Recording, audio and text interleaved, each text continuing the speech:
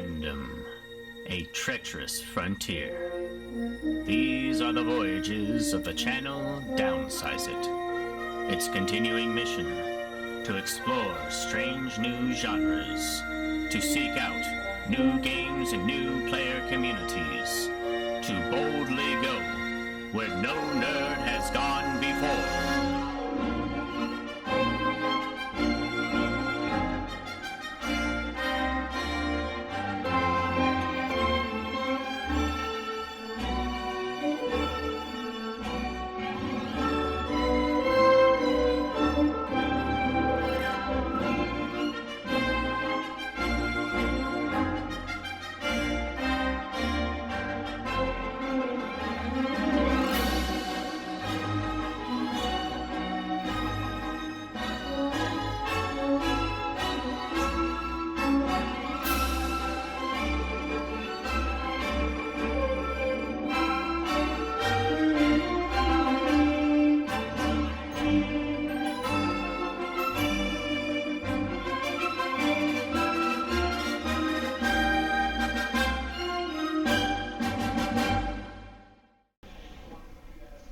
Greetings, my name is Ben, aka Downsize It, and I am here at Gear Gaming Bentonville with Admiral Bodhi for a match game of Star Trek Into the Unknown. This is a non-narrative game, basically when you do random draws, and also Bodhi's first game. Yeah. Throwing him into the fire. We are not doing the learn to play, we're just doing all roles available, full mission. So, this will be actually my first match game where I wasn't playing against myself and actually understanding the rules better, so hopefully I get everything correct. And we drew a neutral zone survey for our overture and hostile raiders, so this will be interesting. It's a random chance, but we might actually get a third party neutral on the board that's going to come around and mess with us, which will be kind of fun to play with if that actually happens. I hope we actually have the number. We need number 8 to flip for us to get the hostile raider. And we're basically in the neutral zone between the Dominion and the Federation, and there's some strange signals that we're coming in, both fleets coming in to investigate. And then we also have our complications. Those are randomly drawn and then selected. And currently Bodhi has influence as the Federation, and I have priority as the Dominion. And Bodhi's trying out the Federation for his first action. So this will actually be my first time playing as the Dominion, so I'm actually it's kind of fun. For me, I have to change my mindset now. I've been playing Federation style, so I have to think about how would the Dominion do it now. That was intentional. I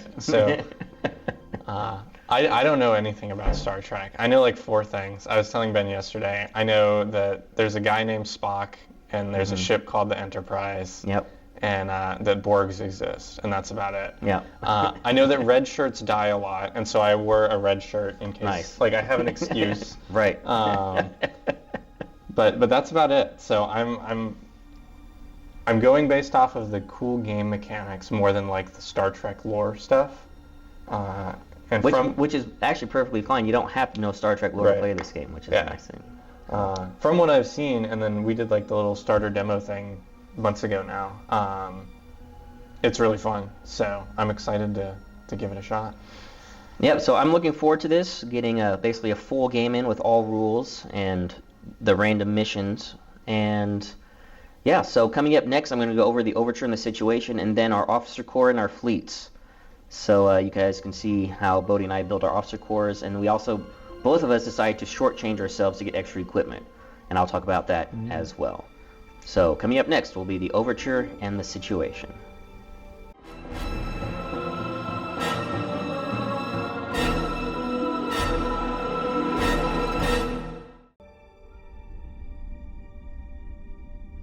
Dominion High Command has received reports of concerning signals coming from a sector near the Federation border. Compounding this mystery are the reports of several supply ships going missing in the area. As a result, Wei Yun has been charged to take a small task force to investigate the strange signals and to find the missing supply ships.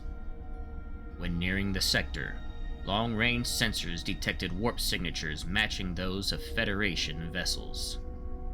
In an intriguing twist, one of those signatures belongs to the Enterprise, the flagship of the Federation. For such a key Starfleet asset to be assigned to this task, only amplifies the importance to discover the secrets of the signals first, or prevent the Starfleet vessels from leaving the sector with the data. Okay, so for our overture, we have Neutral Zone Survey, where all of our directives are set to calm to begin, and we are playing on a helix board, so this will be a 2-system sector.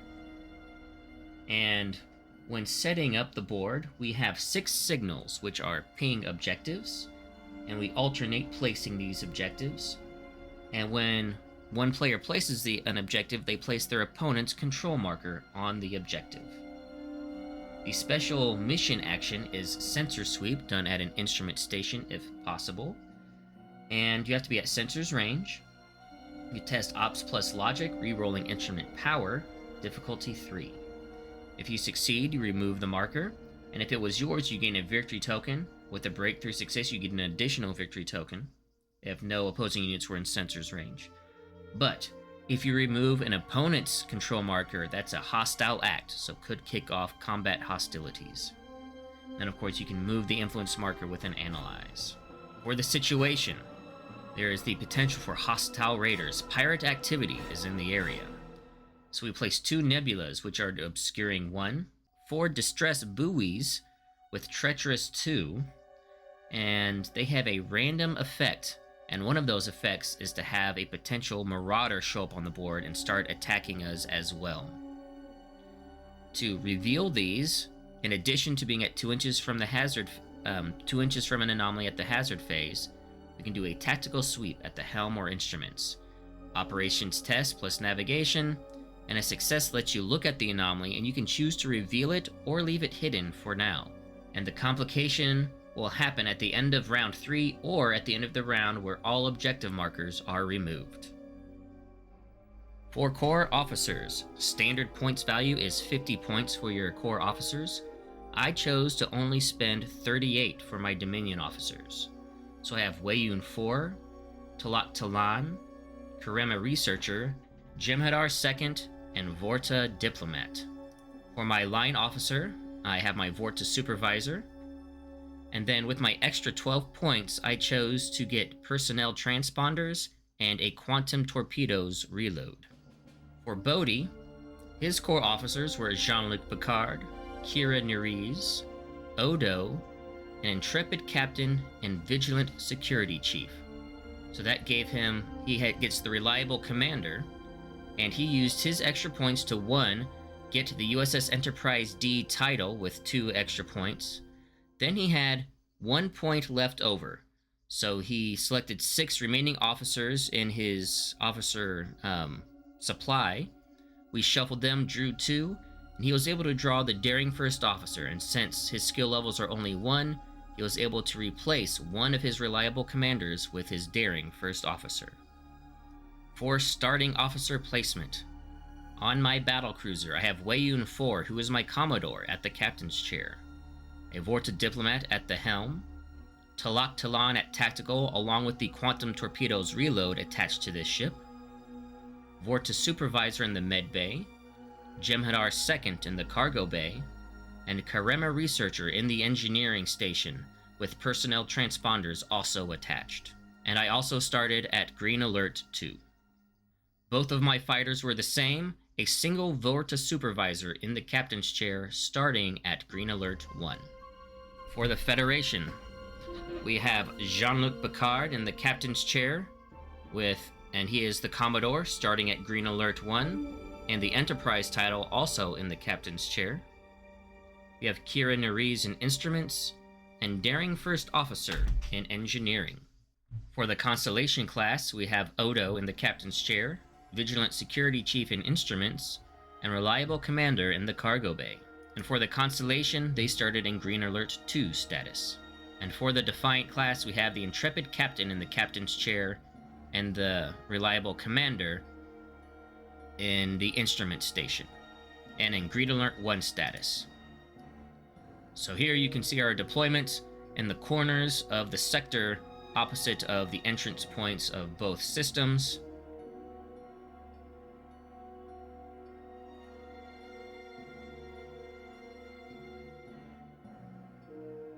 Coming up next, we'll have priority phase of round 1, where the Dominion will have priority and the Federation starts with influence.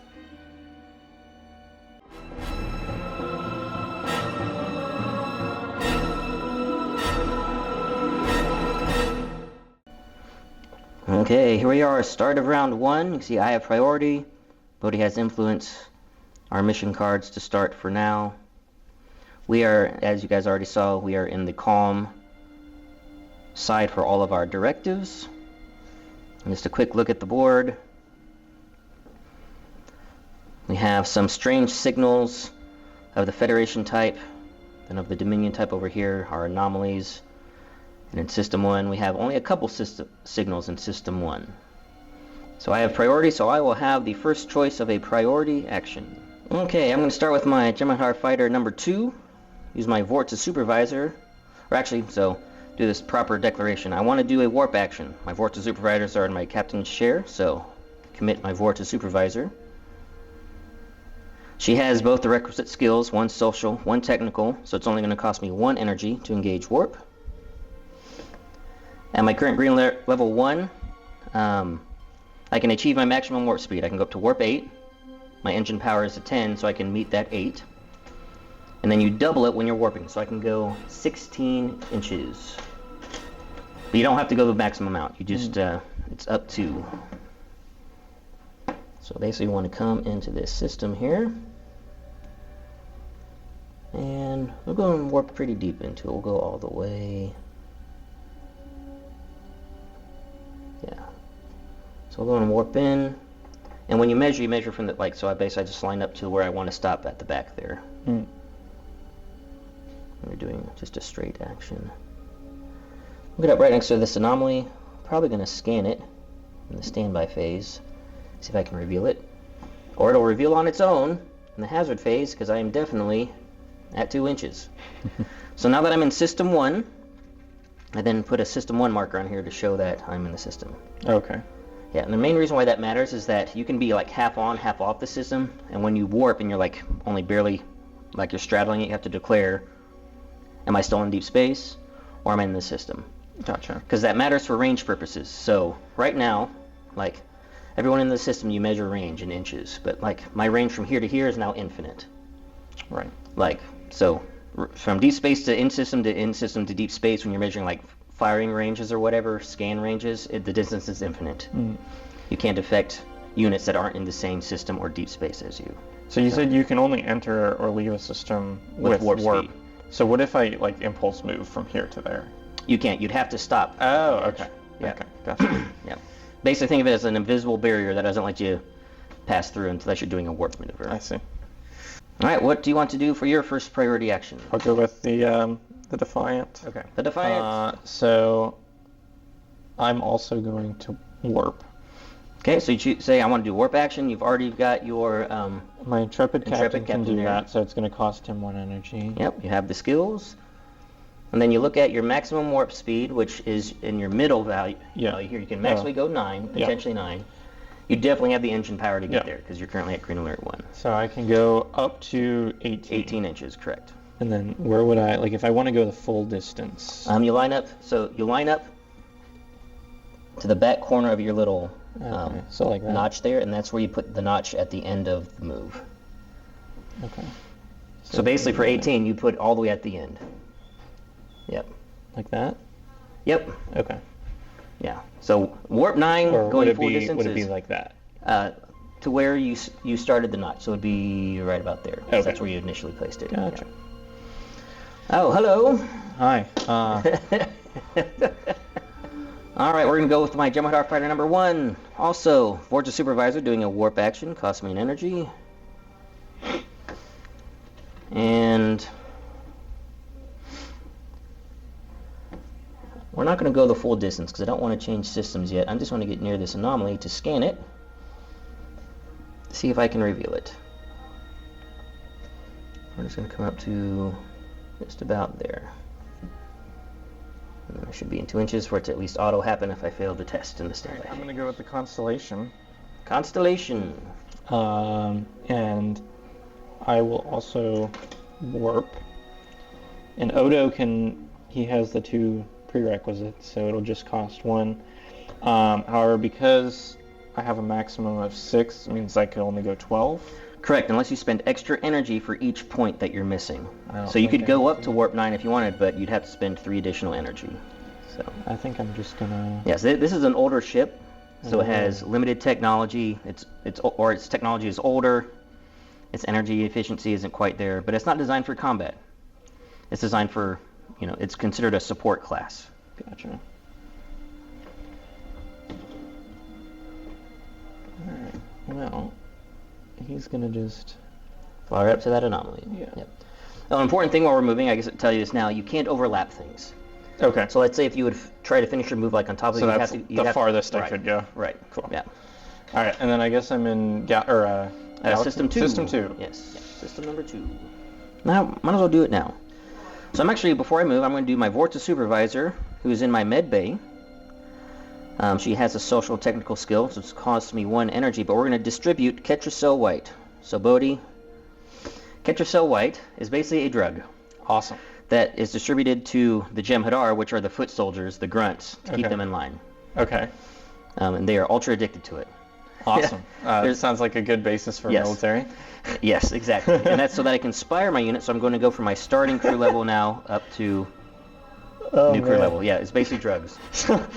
Yep. You get them coked up and they get inspired. Yes. That's awesome. And there's a damage card that can go on here. Basically, our Ketracel White facilities are down, and then basically rioting. Oh no. So I start taking crew hits because the crew starts going mad because the drugs are gone. So that's awesome. So it's all produced in-house. Yes. Wow. Yeah. It's all produced by the founder. So just as far as the overall structure of the Dominion, the founders are the changelings, they're the gods. Yeah. The Vorta are basically the next class of citizen. They're basically like the diplomats. They're smooth talkers. They, all that kind of stuff. And then the Jem'Hadar are the foot soldiers. They're the stony face. Yeah, stony face ones. They're basically cloned. They're all cloned. Like the Vorta are also clones, designed specifically to be charming and diplomatic. I see. And the foot soldiers are cloned to be basically warriors and fighters and stuff. So. All right. Well, I'm gonna also do warp. And I'm gonna use Picard for that. Hey, Picard, give me the order. Gauge warp speed. I can go up to 18. Mm-hmm. Yep. Maximum warp potential. I might do that and just get in there.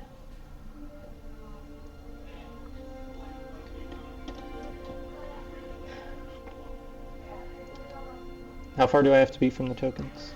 So you need to be in. I think we need to be in sensors range. So that's where you look at your sensor stat. Which is 4 for me. Yep. So how you read that? This is your 360-degree sensor range. And this is your sensor range out your front cone plus your instrument rating. Oh, okay. So, that's really good, actually. Yeah. So then he's not going to go quite as far. He's just going to go to, like, there. Hopefully I don't get screwed by the that thing. But yeah, watch this one be the raider and just pops up. Yeah. Starts wailing on me. So my next priority action, I am then going to go and do my warp maneuver. I'm getting a little bit in the hole as far as my officers I'm getting back, but that's okay. So I'm going to commit Wei Yun 4. He has the skills needed, so it only costs me 1 energy, go down to 6. My maximum warp I can go is 7 though right now because of my 7 engine power unless I want to spend more energy, which I don't think I want to do that. I need to decide, do I want to come in system now or do I want to wait? Because I could come in system.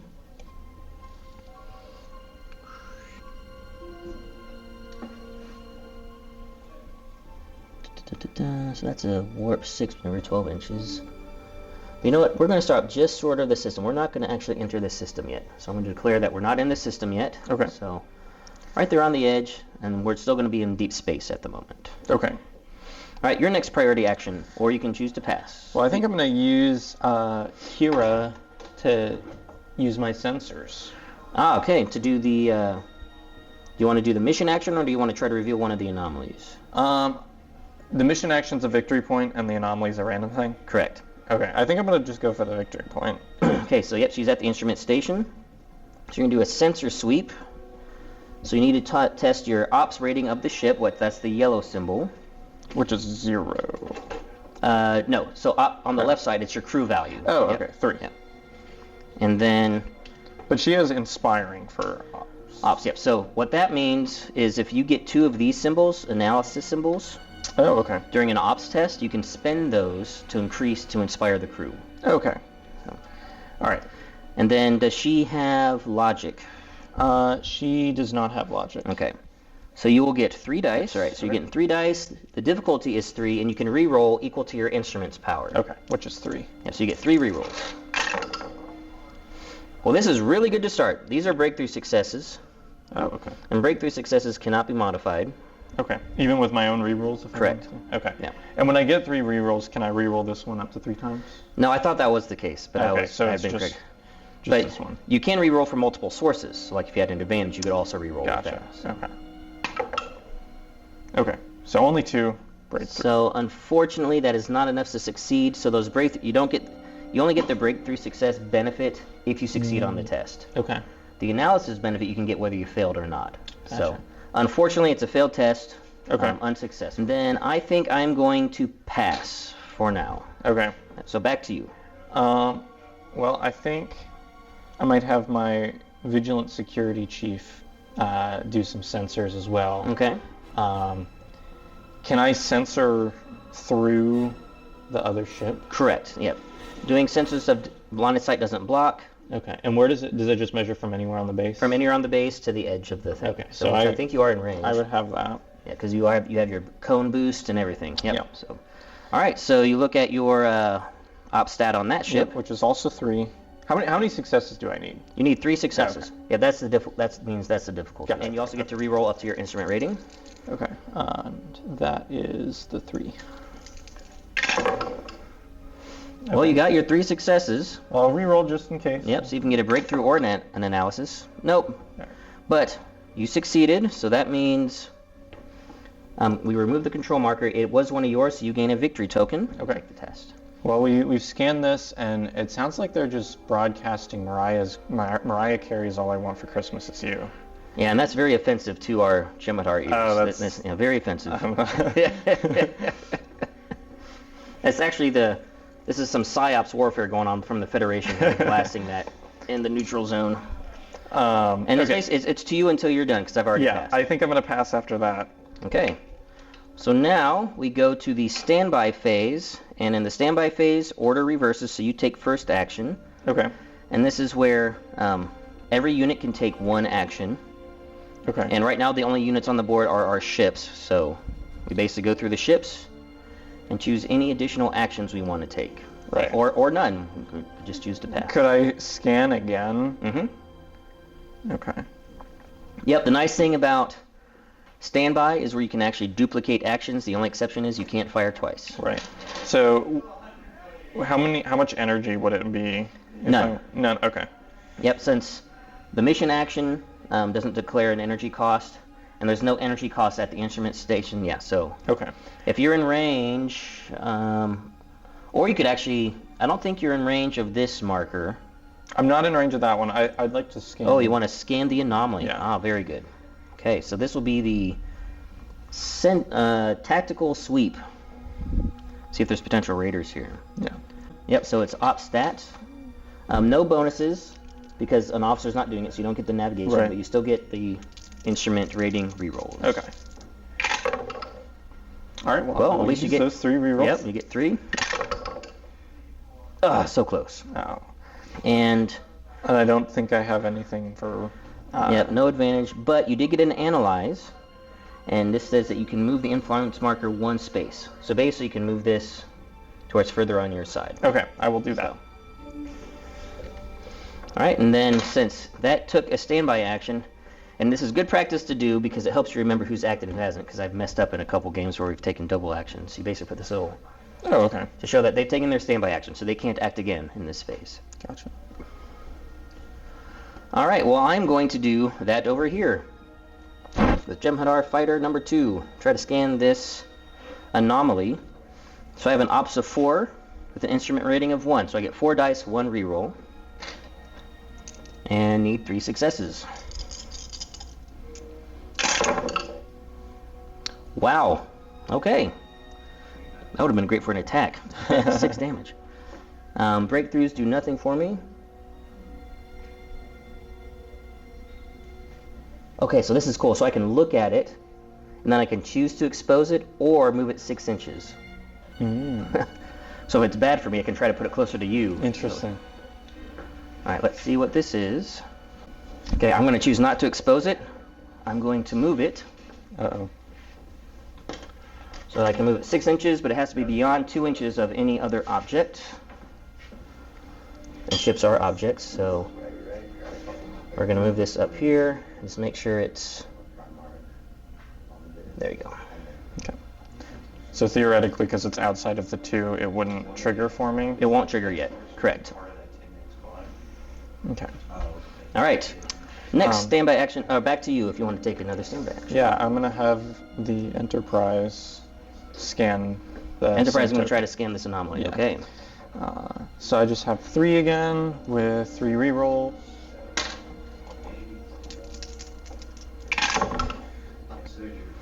Okay, so you got 2 successes so far. This one you can't reroll, but you can try to reroll this and maybe get a double if you want. Or just try your 1 reroll here to get up to the 3 successes. And I have to do it all at one time? No, you can do it individually. You Okay, so I'll start with this one. can see what you get. So you failed anyway. Right. This analyze doesn't do any good if you're already on the maximum side of your influence track. Yeah. So it doesn't hurt you to reroll this to try to get a double. Yeah. Oh.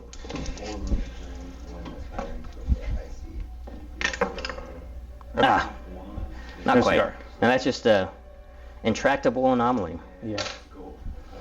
All right, we're then going to go to Jem'Hadar Fighter number 1, who is tucked underneath that wing there. You guys can see, like a bird in the nest. Going to scan this anomaly. Again, 4 dice, reroll 1.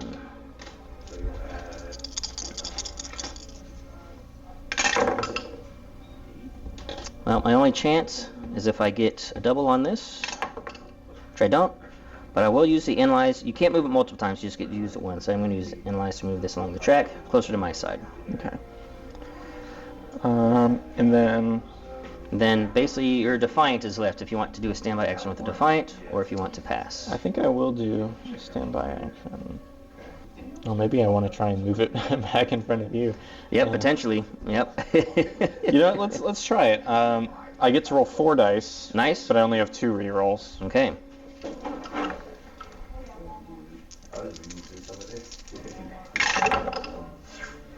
Well, you've already got it. I will use my rerolls. Yep. So you can use So it I can analyze to move move it it back. back. Yep. Firmly on to your side. All right, so you get to look at it and decide if you want to reveal it or Because not. now you know what it does. What is unstable 2 and treacherous 2? So unstable means that if you're at 2 inches of that in the hazard phase, you have to test or take damage, or take peril. Then if you have too much peril, you could lose crew. And then what was the other one? Treacherous? Treacherous 2. Treacherous, if you warp over it, you have to test and potentially take damage if you fail. Okay. So if it stays right where it's at, it's not going to affect either Correct. of us. But maybe I'll... So technically it's not revealed, but I'll tell you guys what it is since we both know. It's a minefield that the Marauders have left for us. That is going to cause potential issues if we get too close. I'll just stick it right there. Okay, and then for my battle cruiser is also going to try to scan this anomaly here. Alright, so my battle cruiser, since they're inspired, now has an ops rating of 5. They're all high on their drugs. And I get 3 rerolls for my instrument rating. Well, lots of analyze. Let's use those 3 rerolls. Come on, drugged up guys. Nope, failed. But we're going to move the influence tracker. Just going to bounce it back and forth on the influence tracker. Alright, that is all standby actions. Everyone's taking a standby action, so we move to the hazard phase. Okay. So now, in priority order, I basically go through all of my hazard steps. So first, are any of my ships at 2 inches? Yes, that is at 2 inches of there, so I need to... This now just flips over. I don't get to look at it and decide. It just now flips. It's a 7. So that's the minefield. That's a minefield. So minefield. I don't think it matters what token. We'll say this is the minefield. And then I need to go ahead and resolve it. So I need to resolve the, you said it's unstable, right? Unstable 2, treacherous 2. Yep, so the treacherous doesn't affect me because I'm not 'Cause you're warping not over it, but the warping. unstable I need to test. So it's ops plus my mechanics. I don't have anybody with mechanics that's available to take the test for me. So my op stat is a 3. And I get to reroll my maneuverability. So my current maneuverability is a 3, so I get 3 rerolls. And 2 successes to avoid this minefield. Got 1 so far. 2 successes, barely avoided it. Nice. Now, even though I succeeded, still negatives happen. So I take 2 peril, because I'm near the minefield. And once I get to 3 peril on that test, if I fail the test and I have 3 peril, you can spend that peril off of me to give me a crew hit. Oh, wow. Okay. So, alright, so my next hazard, actually that's all for my hazards that are in the way, so we now need to do your hazards. Yep. And the minefields stay there? Yep, they stay there. Oh, There. gross. Yeah, because I don't think it says remove them, right? Once it's revealed. Oh, remove the token, but not the mine. Right. Yep. So yeah, that's out there for the rest of the game. That minefield sitting there. Well, mine are survivors and escape pod. Oh, you lucky. So you get a victory token. So of course the Federation found survivors in an escape Of course pod. we did. They were fleeing from Mariah Carey as well. Yes, apparently. Well, the only hope yet for Raiders is this. If this is an 8, we'll get a Raider ship. We'll have to see, maybe next round. So that's it for the hazard phase, no other hazards. So now we go into the ready phase. We'll do that off camera. And I'll give you guys a recap of that when we start the hail phase, because we do have potential hails on the other system over there. For the Dominion ready phase, I refreshed both Vorta supervisors on my fighters, as well as Weiyun 4 on my battlecruiser. For my 3 moves, I swapped my Jem'Hadar 2nd and my Vorta supervisor on the battlecruiser. Then for my ready actions, spend an energy to ready my Vorta supervisor in the cargo bay of the battlecruiser. I gained 1 energy back on both of my fighters. On my battlecruiser, I gained 1 energy from my alert status, and 2 energy from my Karema researcher being in the engineering bay. For the Federation, for their ready phase, Bodhi refreshed Jean-Luc Picard and Kira Nerys on the Enterprise, and Odo on the Constellation. For his moves, he moved his reliable commander on the Defiant to the helm, and moved Odo to the helm on the Constellation-class starship, and then he regained 1 energy on each ship up to their maximum value. Okay, so you guys saw the ready phase. So the recap. So now for the hail phase, I am going to choose to engage in a hail. So I'm going to have this ship hail the Defiant, and I'm going to choose my Vorta supervisor to lead the hail. And then, so Bodhi, you can choose an officer on your ship to lead the hail from your side. And if I don't want to, I don't have to? You don't have to. Okay. You just say it's just the ship. I'm just going to hail with the ship. Okay. So now, we then do this little secret mechanic with our trust tokens. These are numbered 1 through 4. And whoever has the highest trust token is considered the persuasive player. Everyone else is considered accommodating. Ties go to whoever has the highest diplomacy skill. And then I think further ties go to the priority player. You'll notice on the number 1 there's an asterisk there. If you're receiving a hail from someone and you choose that, you refuse the hail. The hail doesn't happen. How trust tokens work, though, is that once a token is flipped over, it stays flipped over. You can't use it the rest of the game until they refresh. They refresh when either both players or one or more players has 1 remaining they can use. Okay. So basically we're going to go through 3 hail phases before you get your tokens back. Okay. So So if you choose the 1, you can refuse the hail, nothing happens. I can choose the 1 as the hailing player, it just counts as a 1. It's not to refuse the hail. And what would be the reason? Like, why would I want to refuse the hail?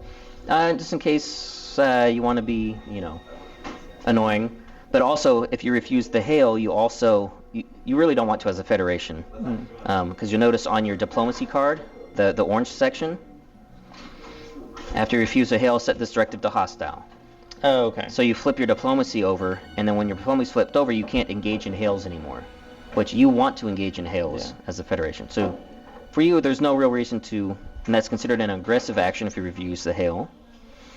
And if you refuse, so again, there's a lot of counterplay with this. So, if you refuse the hail, that's considered an aggressive action, so I can flip then my exploration card to this side if I want. So, it's an interesting consideration you have to make. So I'm going to choose this as my trust token. All right, let's go and put them over here, and we'll flip them. That right there. All right, we'll flip them. So I hailed you, but only a 1. Okay. I'm just hailing you to taunt you. So these guys suck. Yeah. So you are the persuasive player. Oh, I am. I am the accommodating player. Now I have a special ability on my supervisor, glib.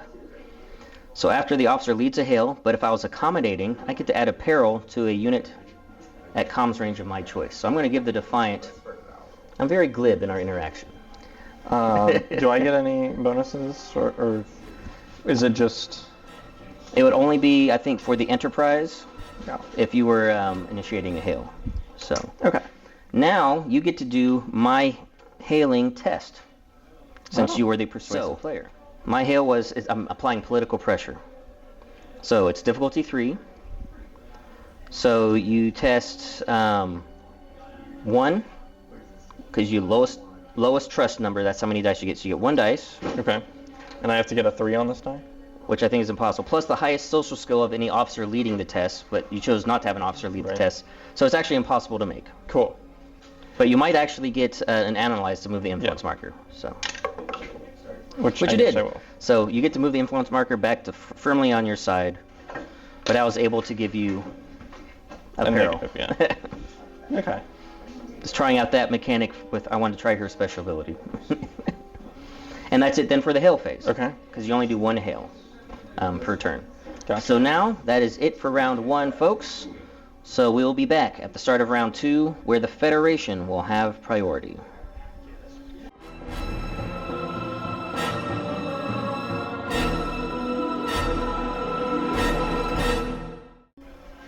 Okay, start of round 2, just to give you an idea, you see the influence tracker is firmly on the Federation side.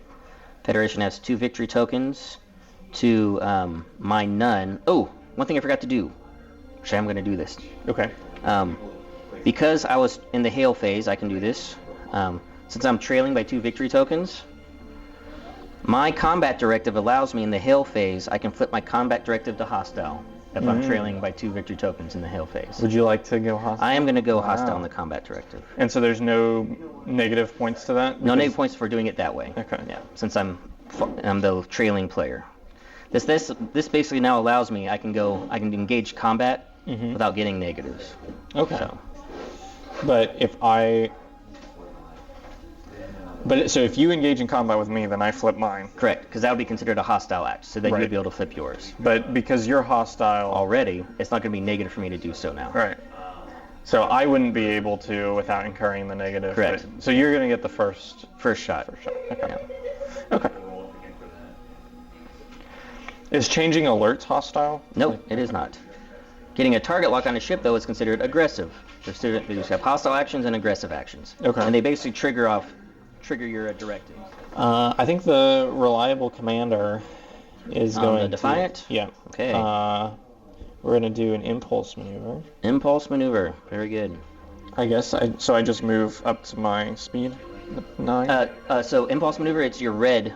Oh, okay. So up to 10. Up to 10, and you have a maneuverability, I believe, 3. That's what that number below it is. That's how maneuverable you are on this tool. Yeah. So when you're doing an impulse maneuver, now this isn't technically correct, folks watching, but this just makes it easier for me. So you can either turn before you move or after you move. Okay. If you turn before you move, yes, use this tool. If you're going to turn after you move, I just line it up straight and then we'll put the tool there to do your turn. Because it just makes it easier, I found. When you do an impulse maneuver, you can go straight, you can actually do side to side, and you can go backwards. So a lot more maneuverable in this game than, say, in Star Wars Armada. And since maneuverability, you can also turn in place. That's called a come about. You can just spin in place. Gotcha. So. What happens in a situation like this where I need to put the ruler? So we can mark. Or I guess I could just do it on the other side. Well, yeah. So it really comes down to if you want to turn this way. Technically, it needs to be on the other side if you want to turn first. Okay. But I will. Well, it's okay. I'll do it the right way. Yeah. So I'll put ship marker here. And then. So is this? So first decide, do you want to turn any notches or you just want to go straight? You don't have to turn now. I was something like this, I think. Okay. So I'd turn it a little bit. So you want to turn just a little bit? Yeah. Okay. So then you pick up the tool. You move the tool as far as you want to go. Okay. Then you take your ship and you line the center line to the center line of the tool, and that's your turn. Okay. That's how that works. Interesting. Then we check to see if you are running over anything, which you're not. I do need to start getting some victory tokens. No, you don't. As much as I would like to shoot at you. We need to go and scan that signal down there. So we're going to do our own impulse maneuver. So my Vortex supervisor is currently in the captain's chair, but she's available. So I basically declare I'm doing an impulse maneuver so that I can move her down to the helm, commit her. She has the skill needed, so it only costs me 1 energy to do this. Also pretty quick and maneuverable, like the Defiant, so I can move 10 inches and turn up to 3. Nice. And I just need to be in sensors range of that. My sensors are currently at a 5 out the front cone. So we'll go and turn first, I think.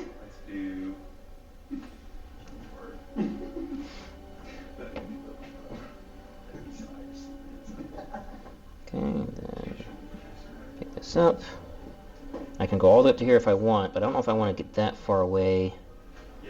I just want to make sure that I'm in scanner range. So we'll just go to about here. Then line it up to the center line. And then there's my move. Okay. And I am in 5 inches. Okay, the constellation. So, if I have someone there, do I have to use them? If I want to. Correct. In the priority phase, you have to use an officer to do an action. Okay. Oh, opposing teams in his location. So it's not like your ship would have increased. Correct. Okay. So then I will. Woo! Theoretically, you could come in and board me. Correct. On this turn. There is a chance I could do that, but it's my damage control team. But I also have my Vortex supervisor in the cargo bay, so I can form another team if I wanted to, like an assault team, if I wanted to come and do some boarding action. And I don't get his ability when he's exhausted? Correct. Okay. Well, I'm going to go ahead and use him to make an impulse maneuver. I'll have to spend 1 energy. And I will move. Can go up to 6. Well, actually, let me just see if I can actually get into range of the thing. So, my scan range. You have a pretty decent range out the front cone right now. Oh, yeah. I'll be fine. So I'm just going to go straight and then turn after. So would I do this again? Yeah. Technically, you do the tool as well, but for ease of purposes, if you're going to turn after, just do the straight. Okay. Just keeps things simple. And then you place the tool on the direction you want to go, and you move the ship around the tool. So if you want to turn this way, you put the tool on this side, and then you move the ship around the tool, or the opposite on the other side. That might cause me to ram. Well, no, because if you yeah. turn this way, you're turning front like this, so you're going to swing out like that. Well, it might cause the Enterprise to ram if you want to move the Enterprise, but it's up to you if you want to make a turn or not. Let's try it. Let's see what happens. Yep, so you line it up center to center, then you can move the ship forward up to a number of notches. And I have 2. Yeah. So you can do pretty... So theoretically, I could go all the way to there. Yes. I don't think I'm going to do quite that much. I'm going to do like that.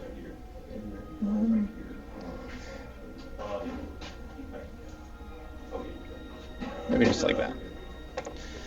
Okay, sounds good. All right, next we're going to do Jump Our Fighter number 1, who's tucked underneath the wing there. Oh, the mama bird. I'm going to use my Vortex Supervisor to engage warp speed. Going to cost me an energy. I do have the engine power to go to my maximum warp of 8, so 16 inches. I want to see how far 16 will get me. I want to see if I can clear the Enterprise. 4 on that ruler, so yeah, we're going to engage maximum warp and jump across the Enterprise the other side, full 16 inches. Like Wait, you so. can cross over the ruler? Because you started over. Oh, yeah. sorry, no, I cannot cross over the ruler. Okay. I forgot where I was on the other side. So now the ruler isn't exactly lined up because I'm hitting the stem. But I think I still made it. Looks beautiful. Yep. Yes, no, you can't cross the ruler. Torpedoes can. So that's how you can give them a little more maneuverability. You can start them here and then move them here to let them track a little bit better. So. Okay. All right, so that's where I ended up. So now I'm actually going to pass. Gonna pass? Yeah. All right, very good. Yep, you do have 4 exhausted officers, so it might, that's something you have to consider when you're thinking of your. All right, so Jumpadar battle cruiser. Well, we're gonna disperse some more drugs. So my Jumpadar second now is gonna disperse the drugs, but he doesn't have any skills to disperse the drugs. He's like raiding the pantry, and he has no idea how to get them. So it's actually gonna cost me 3 energy to do this. Oh wow. But they want their drugs, so they go back up to Inspired. Cruising at Inspired level 1. And then it just stays with me, since you passed. Yep. So, I am then going to use my... Yes, so I'm going to use Wayun to engage Warp. Going to cost me another energy, so I'm now down to 4. I can go up to 14 inches, but I'm not going to be going that far, because I can't make it that far. Okay, so we're just going to go as far forward as we can go until we hit this signal objective. About there. I think I am good for now. Okay. So I will now pass. Awesome. So go to the standby phase. So standby phase starts with me. Yep. So I am going to use my call alert to raise my alert level on the battlecruiser by 1. Okay. Because I can only go by 1 in the standby phase, so I'll go to yellow alert 1. Okay. So that will be the last action that ship takes. Correct. So you want to go and just raise your alert level then? Yeah. To green alert 2? It's the only thing that I can really think of that's like kind of a neutral option. Gotcha. All right, so back to me. We're going to keep it here. We're going to have this Jem'Hadar fighter do the mission action. We're going to do a sensor sweep. Okay. Now, I have 2 peril here. Yep. So I could have you or I must have you. Could. Okay. It's may. You can choose to make me re-roll on this test up to 2 of my dice. Which one are you going to survey? And we're going to survey this one first. Okay. So I need to do an ops test, so I have ops of 4 currently. And I get 1 re-roll, and I need 3 successes. And Bodhi can make me re-roll. So I've got 2 so far. Instrument re-roll, so I have my successes to succeed. Would you like to spend one of my peril? Or both, to have me re-roll? Can I spend them individually, or do I have to do them both? Do individually. Okay. I'll spend 1. Okay. This isn't hostile, right? No, this is not hostile doing this. Oh, so back to an analyze. Do you want to re-roll? No, you can have 1. Okay. I will then move the influence tracker by 1. And then this peril goes from 2 down to 1. Alright, now your next standby action. Yeah. So the Defiant is going to scan. Defiant is going to attempt to scan. Yep, so you get your ops. So I have 4 dice with 2 re-rolls. And need 3 successes. And there is a peril. Yep, you do have a peril, so I can make you re-roll. Well, I have a lot of things. Yep, a lot of analyze. You do have a double, so that's nice. You're over halfway there. These are my 2 re-rolls. Okay, and I will spend a peril to re-roll your double. Okay. All right. All right. But you can move the influence I'll track. move the influence. Yes. Will be this Jem'Hadar fighter to attempt to do a sensor sweep. Fortunately, he has no peril, so don't have to worry about any shenanigans. Yep. 4 dice, 1 reroll. Need 3. Oh, I got my double. Got an analyze. Come on. Give me a hit. I've not succeeded on any of these yet. No. Oh, no. Well, move the influence tracker back. Things aren't looking good for the Dominion. All right, then I think your constellation is your last. Yes, it is. Stand by. And I think I want to launch a Type 6 shuttle. Or wait, no, I think I want to scan. If I launch the shuttle, can the shuttle scan? It can. Yep, because it'll launch, and then that'll now be a unit that gets a standby action. In your professional opinion, which one is better? Or Well, so what is the ops rating of your 3 and 3 rerolls. 3 rerolls? So your shuttle, if you launch the shuttle to try to do it, the shuttle only has 1 ops with 1 reroll. Oh, okay, so that's impossible for it to get. Okay. Well, then we're going to go ahead and just try and scan that farther objective. 3 dice, 3 rerolls, and there's no penalty. Oh, good position so far. Oh, Okay. I was thinking maybe I should keep that just to like move the complication back. Yeah. Uh, All right, so that's it for all of our standby actions. Yep. So now we go to the hostile phase. And the only one that potentially is if this is in 2 inches, but I don't think it is. So I don't think this is going to flip.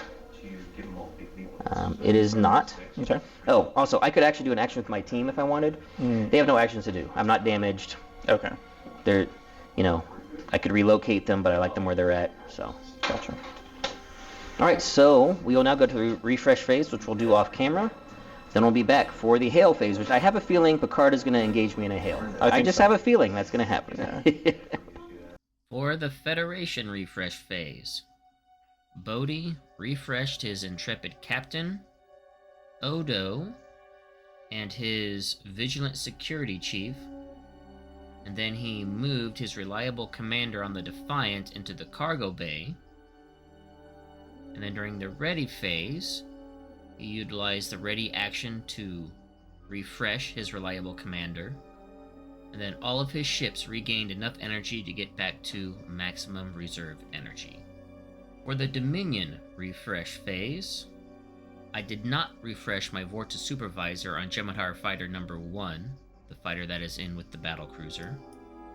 I did refresh my Vorta Supervisor on the fighter over with the Defiant.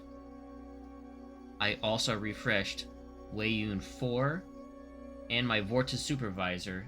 For moving, I moved my Vorta Supervisor down to the med bay and my Jem'Hadar 2nd up to the cargo bay on the battlecruiser.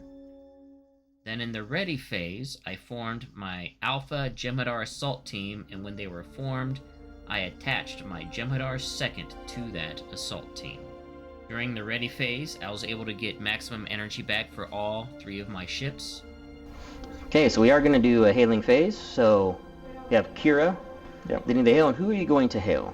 I think I'll hail the little one. Okay, I'm going to hail my fighter. That's actually a smart choice because I don't have any officers there. I have some really good officers to lead a hail on my battlecruiser. So, yeah, my officer's exhausted because she actually could help me here, but she's exhausted. So we go for a trust. Now we do our trust tokens. Yep. And then what do I get to... Is there like a keyword that adds to this, or... So, if you are the persuasive player, this is the action you're going to take. So it's going to be whatever the highest trust token is plus the highest social skill of the person leading the hail.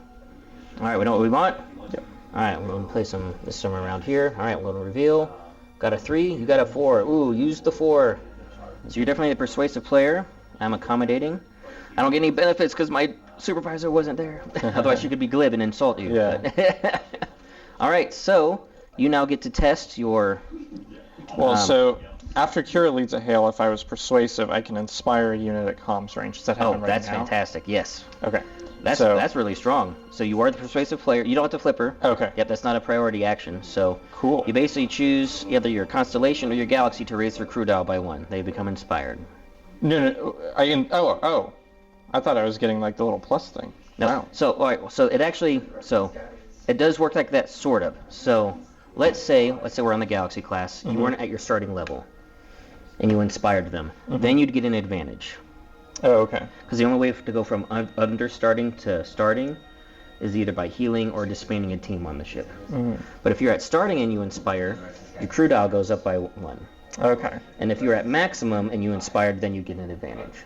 Gotcha. So you can either raise the crew dial of the well, you can't do the Defiant, but it would have to be the okay, so the cons. Well, I'm seeing what they are. Yes. Yeah. I think I might do the Constellation. Yeah. So the Constellation is now inspired. Yes. By Kira. Kira is a bit of a firebrand, by the way, in the show. So she was actually rather cutting to my ship, and they're inspired by her harsh words she gave us. Okay, so then... Now you get to test, so you get 3 dice, because the lowest trust token was mine of a 3, plus her highest social skill. Which is 2. So 5 dice. Yep, so you get 3 blue dice, and then 2 black dice from her social skill. Cool. And you need, I think it's 3 successes. It's whatever the number before. 3 successes. Yep, all right. You definitely succeed. So, no analyze, so you can't move the influence marker. But could I reroll? Is just that? No rerolls. Okay. Yeah, instrument rating doesn't help you on this. Okay. So now that you succeed, you choose one of my ships. I think it had to be involved in the hail. Let me read what it says here on your unit controlled by each participating player. So it doesn't even have to be my unit or the ship. So you choose one of my 2 ships that are in range, because they're in range, to gain 2 advantage. Or actually, it doesn't even say range, it does say participating player, doesn't it? By each participant. The persuasive player chooses a unit controlled by each participating player, then adds 2 successes. Oh yeah, so it doesn't even have to be... yeah, so you can give any of my ships on the board 2 advantage, then you give any of your ships on the board 2 advantage. Okay. And then since you have a breakthrough success, you can choose to remove the 2 advantage from one of your ships to gain a victory token. Yeah. So I'm going to do this guy. He can have 2 advantage. All right, so the guy on complete other system gets 2 advantage. And then I think I'll just take the victory token. Take the victory token, absolutely. So we can just flip this over for the 3. Okay, So cool. Federation goes up 3-0. That was a very, very successful hailing phase by the Federation there. Well, it's not done yet, because after an opponent answers my hail, this ship and the unit hailed each get 1 advantage. Oh, yes. So both the Enterprise and your Jem'Hadar will get 1 advantage. Oh, awesome. That's right. I forgot about the Enterprise keyword. Thank you. Yep. So that actually would have happened before we revealed trust tokens. But still, it's same difference. But you have to answer the hail. So oh, yes. I could have refused it. Yeah. Yeah. Yeah. Oh, but technically I couldn't. My 1's already been spent. Right. But. Okay. All right. So very cool hailing phase. So that's it for the end of round 2. Yeah. We'll be back at the start of round 3 where the Dominion will have priority.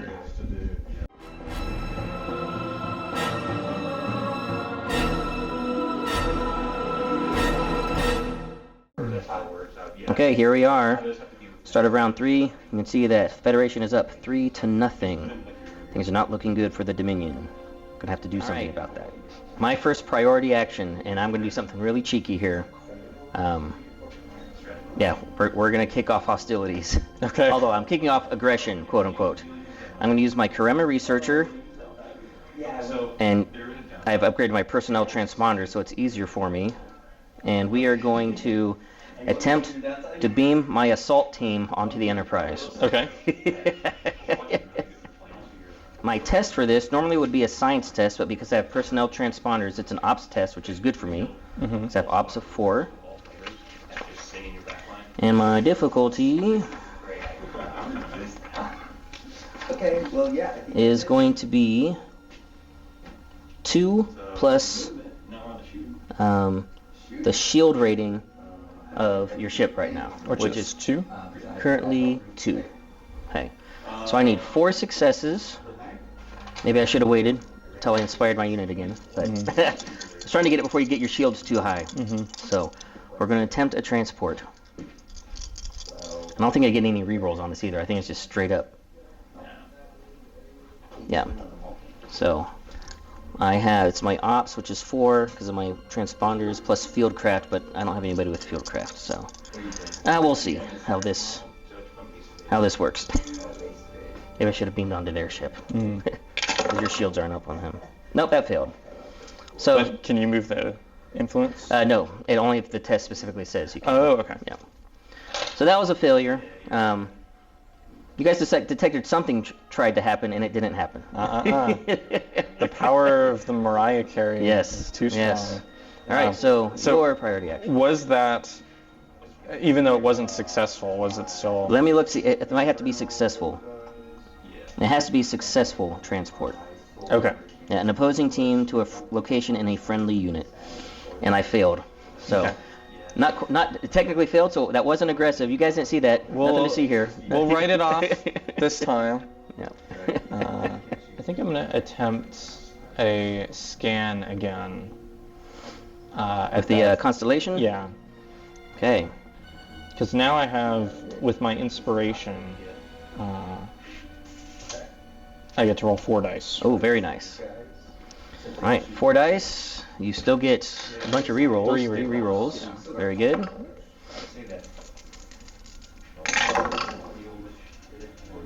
Well, I'll reroll just because. Yep, you got the successes. Can you get the influence? No. But well, you could I re-roll another die now? Yep. Yeah, so this one's already been re-rolled. You can't re-roll it again. So this is re-roll number 2 and re-roll number 3. Okay. You wanted to break through or analyze something, but you still get a victory token. Man, you are running away with it. Yeah. Yep, we're going to use Wei-Yun 4. He's going to call alert. We're going to go 2 levels up to red alert 1. Yep, we're going to go up to red alert 1. Okay. And this is on the big ship? On the big ship. Okay. What does red alert 1 give you? The main thing, it gives me 5 weapons power. Oh, wow. 4 shields on the front, 2 on the back. Man. Much slower. So, I will go ahead and go to yellow 2. Yellow 2. Yeah, we're going to fire weapons. So, our first attack, we're going to do full... I have 5 weapons power, so I can spend up an additional 5 additional power. Okay. So roll up to 10 dice? But it's split out. Okay. Because the maximum dice for my phase polaron rays is 4 dice per shot. Gotcha. So, and I can get fired twice out the front. So I'm going to do 2 attacks of 4 dice. That's how, you don't have to declare. Okay. You can declare as you go. But my first shot's going to be 4 dice. Talak Talan has the Ordnance 2 skill, so I could add 2 black dice. Okay. And since I didn't sensor lock you, I don't get to reroll. So that's okay. This is going to be straight up attack. Okay. And now I need to decide, do I want to shoot the Enterprise or the weakened Constellation? Although, if I destroy that, you get it back in reinforcements, potentially. This is the more deadly ship. So no, we're going to shoot the Enterprise. Okay. So this is the first attack. My phased polaron beams. Wow. Oh, wow, that was a really good shot. So this is what's called a discovery. You can turn it to any face you want. So, wow, that was... Okay, really good for me. I'm sorry, this is really bad for you. Uh-oh. So I'm going to turn this to an analyze. The reason I want to analyze is because my weapons have a Pierce 2 ability. So I have to spend analyze to activate it. So I'm going to spend both to activate Pierce 2. So your shields are now reduced by 2 for the remainder of my attack sequence. Wow. So, all right, so I have 1 shield. So you have 1 shield, and this is now going to be 6 damage coming in. Okay. So you take it first on your shield. Okay. So take 1 on your shield. Right. So you reduce your energy by 1 as you hit your shield.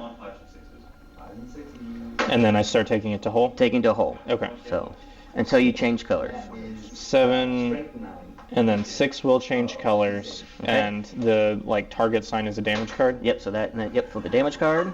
Okay. Okay, so first you look to see fore or aft, so this is fore or aft, so this can be taken. Okay. Let's say if it was an aft only card, since we're shooting in the front, you draw until you get one that's Okay. on fore. So severe hull breach, I get to assign it.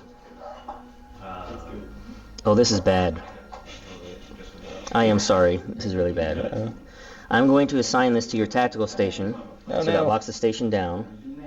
And then if this damage is still here in the hazard phase, each personnel takes a damage, and this is your only health. So basically everybody in the bridge will become incapacitated. Oh, wow. Okay. Because basically the bridge is now exposed to space. The way to repair it is you have to have someone at the helm. They have to do this test to try to repair it, which is Ops plus Mechanics 2 successes. Okay. So. Ops plus Mechanics. Okay, and he has Mechanics 1. Yeah, so that would actually give you an additional black die. So he's actually in a good spot to try to repair that. Sweet. And that can be for... As a priority action when it comes back to you. Okay. So that was my first attack of this attack sequence. I used 4 of my 5 weapons power. Yep. So I'm going to attack again. So I have 1 more weapons power that I can get for free.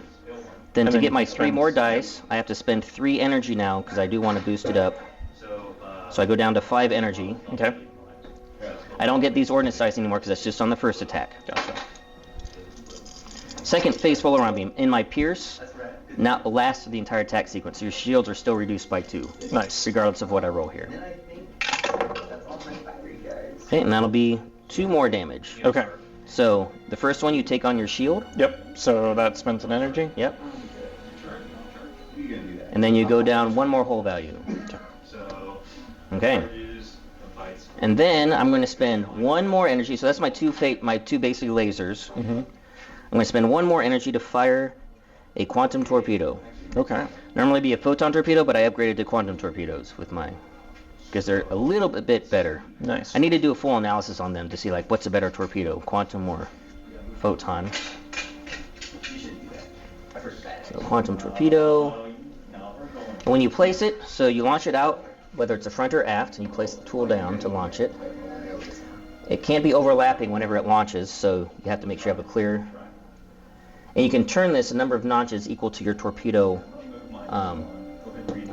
the number with the circle. All torpedo launchers can only do 1 notch, but this one can do 2 notches. Okay. So, but I don't want to do full 2 notches. I'm just going to do, actually, like this. Then I'm going to give it an endurance of 2, and the endurance is basically how many times it moves before it basically goes off the board. Okay. And do you choose the endurance? Yeah, it can go, so it's based off of the torpedo's ability, so photon basically like has an endurance of 0 to 2, so you can go up to 2 if you want when you launch So it. why would you want to pick a lower number? So potentially, I've been trying to think of that myself. Okay. One of them is that the maximum number of torpedoes or probes or escape pods you can have on the board is equal to the number of torpedo tubes across your fleet. Okay. So if you just launch a bunch of torpedoes out 1 round, and like they all miss, they'll just keep tracking. And then, let's say they miss their targets. If you get endurance 2, they go. Then you are in a better position the next round, but you can't launch torpedoes because they haven't detonated yet. Right. So I suppose that could be a way that you might want to not worry about it. That's really the only thing I can think of. That's why you want to lower endurance. And then that is now my full attack action. Because I fired all the weapons I could. Because I only had 2 lasers out the front, fired those. 1 torpedo launcher out the front, did that, and now I'm done. Okay. So now, goes back to your priority phase. And does this flip then? Oh yes, that was a hostile action. Yep, so you definitely get to flip to your combat directive. And that basically lets you now gain victory tokens by disabling enemy ships. And I get victory tokens by destroying enemy ships. Gotcha. And I get 2 if I destroy a command ship. And you get 2 if you disable my command ship. Because, like, I guess I'm kind of thinking of 2 options. One of them is just, like, running away and taking the points that I have. That is definitely an option, for sure. Running away is most certainly an option. And not necessarily a bad one. He's not going to be able to attack again, but Nope, he could. He is done. But yes, he can, but not in the priority phase because I'm spent. So I'd have to wait till the standby phase to attack with this fighter. Interesting. What is his, like, where are his shots located at? Are they mostly in the front? Or? So I have 2 shots that can go full 180 degrees out the front, and 1 torpedo launcher out the front, but only 1 laser out 100 degrees out the back, no torpedo launchers out the back. So basically it's a forward-firing primary focus for the ship. So theoretically, if I wanted to not repair my severe hull breach, You could choose to do an impulse action. I could do an impulse move that would get me only 5 inches of movement with 1 turn. Yeah, which you probably... You probably wouldn't clear the torpedo, so you wouldn't be able to actually... Interesting. Yeah. Because this is considered an object, and you can't overlap objects. Okay, so I'm basically stuck there. Yes. Fascinating. Now, what you could do in preparation for maybe the standby phase, you do an impulse move called Come About, where you spin in place to try to line up for a warp maneuver, and the standby action to then try to warp out a system. Okay. So that's something you could potentially do. And my warp is just straight up this number. Well, the maximum you can go is whatever your engine power is, and then whatever you want left over, you'd have to spend reserve energy to try to get up to your maximum warp number. And so since the maximum's 9, it would be double that, or? So right now your current warp speed that you can go is 10 inches, because it's a 5. But for every additional power you want to get, like if you want to go make your warp power 6, cost you an energy, then you could go 12 inches, 7 costs you another energy, and then go 14 inches all the way up to, if you want to go maximum warp 9, you'd have to spend 4 power to get this up to a 9 value. Right. And you could warp then I could inches. Go or 18 inches. Yeah. Try and blow you up too. Yeah. Well, now keep in mind, you can't shoot at me because the tactical station has a severe hull breach at it. But if I put it there, I could try and repair it with this guy. And if I do, then I could. So if you repair with the daring first officer, this then goes away. Yep. And then I could declare the tactical and move Kira there. Correct. And then Kira can do the attack. Or you could wait till the priority or the standby phase to do the attack. But my attack is only 2 dice. Yep. 2 dice plus an additional 2 more from your reserve energy, which is not very high. Yeah. The strength of the Federation ships, especially in this situation, is their ability to fire lots of torpedoes. You can fire 2 torpedoes out the front. The Defiant can also fire 2 torpedoes out the front. So, for very cheap. Yeah. So, like, I could launch both of my torpedoes without spending any reserve energy. Yeah. Right. But I think I'm gonna think about that for a bit longer and just go with my Defiant for right now. Yep, sounds good. And is going to. You gonna try to do the mission action, or are you gonna start doing maybe?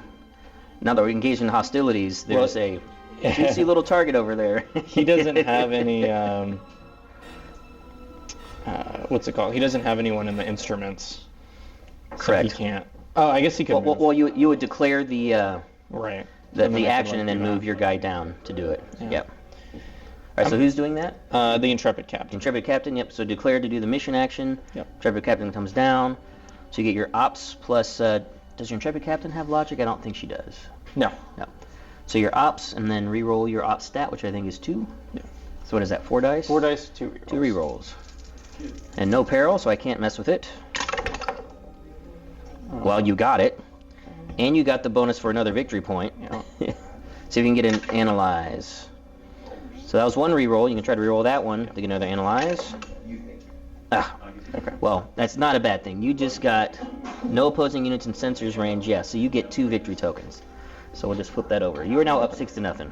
Well, my sensor range is. Oh, you might be. Oh, I'm not in your sensors range. Okay. My sensors range out my back is only 4 inches. So. Well, isn't it my sensor range? No opposing. No, it'd be opposing units at sensors range of this. Oh, okay. Yeah. Basically, I'm contesting you trying to scan. I see. But yeah, this is. Yeah. This is why I need to destroy one of your ships to get some victory tokens in preparation for the complication, which is why. Right. Because I'm falling behind. We'll do the mission action with my Vortex Supervisor. Okay. I was going to spin, but if I spin, then I'm out of sensor range. I'm only in sensor range because I got my cone boost right now. So. All right, so I get 4 dice, 1 re-roll. See if I can get on the board. You have 2 advantages, though. I do, and I'm definitely gonna be using them. Maybe you don't need. Well, that was great. I don't need. That was actually a perfect roll. Nice. So I will also get 2 victory tokens. Plus, I'm going to move the influence track to my side. Nice. So potentially get my complication. So at least I'm on the board now. Yep. Do I have you at 4 or have this at 4 inches? You do. Okay. Yep. You could try to take it. We're already in hostilities. Yeah. You could try to steal that objective. I think I might. So I have Kira. Kira's going to do that. Objective. Nice. Now, it's not going to give you any victory tokens, right, but it takes away my potential. Yeah. Yeah. Okay. So it's 3 with 2 rerolls. And Well, you got that influence. Move it back to your side. Let's try this reroll first, and then I'll reroll this. Okay. You do have an advantage. So I you do can have reroll one of those again if you want to spend your advantage you have. I think I'll do that.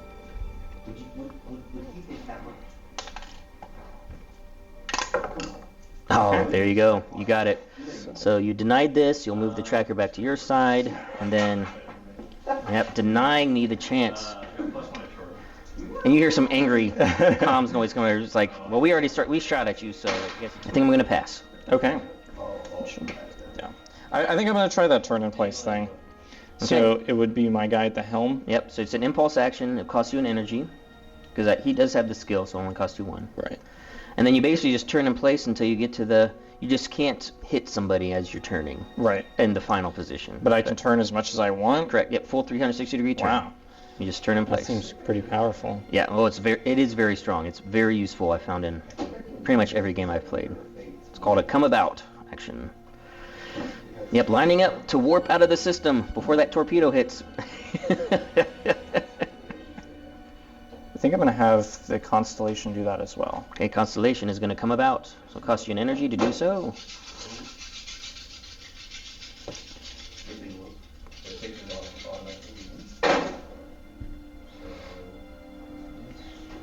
Trying to get out of system. Danger close. Alright, anything else? I think you have a couple more officers to do actions if you wanted, basically to form teams. Or do you want to pass? I think I'm going to pass at this point. Okay. I think it will be the Enterprise. And it's going to warp.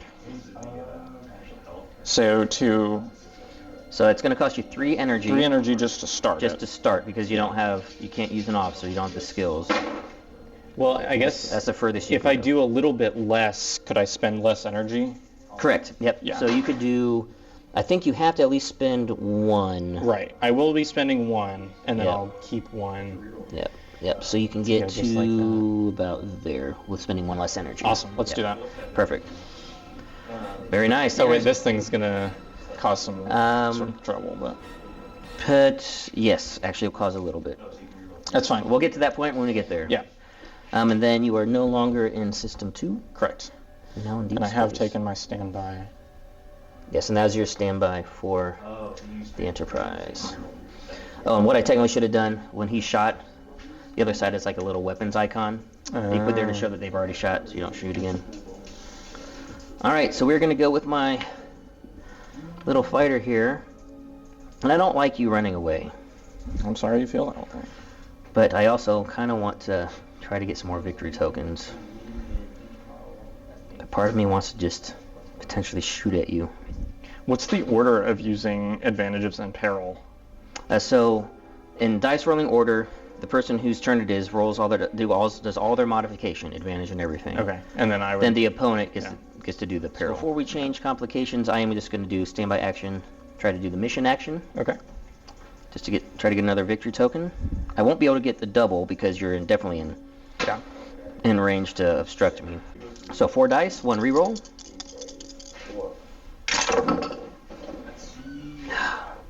See if I can get the double. Nope, but I did get an influence to move it over to my complication. Cool. All right, your next standby. Okay. Which I think is option between these two. Correct, yeah, the Defiant or the Constellation. I came back here and I seen Angron. I'm like, I think I might go with the Constellation, Okay, and he's gonna do his sensors to try and scan the try token. to take that. Yeah. Take that off the board. Alrighty. Magnus has, I think he has. You definitely stole that. And you got an influence to move it back to your track. Awesome. Alright, so there are no more objectives on the board, so let's say if this was round 2, we would be going to complication, but it's round 3 anyway. And it's going to be your complication, because I don't think there's any way, unless I scan this anomaly and get an analyze, it's my last chance to move it back to my side.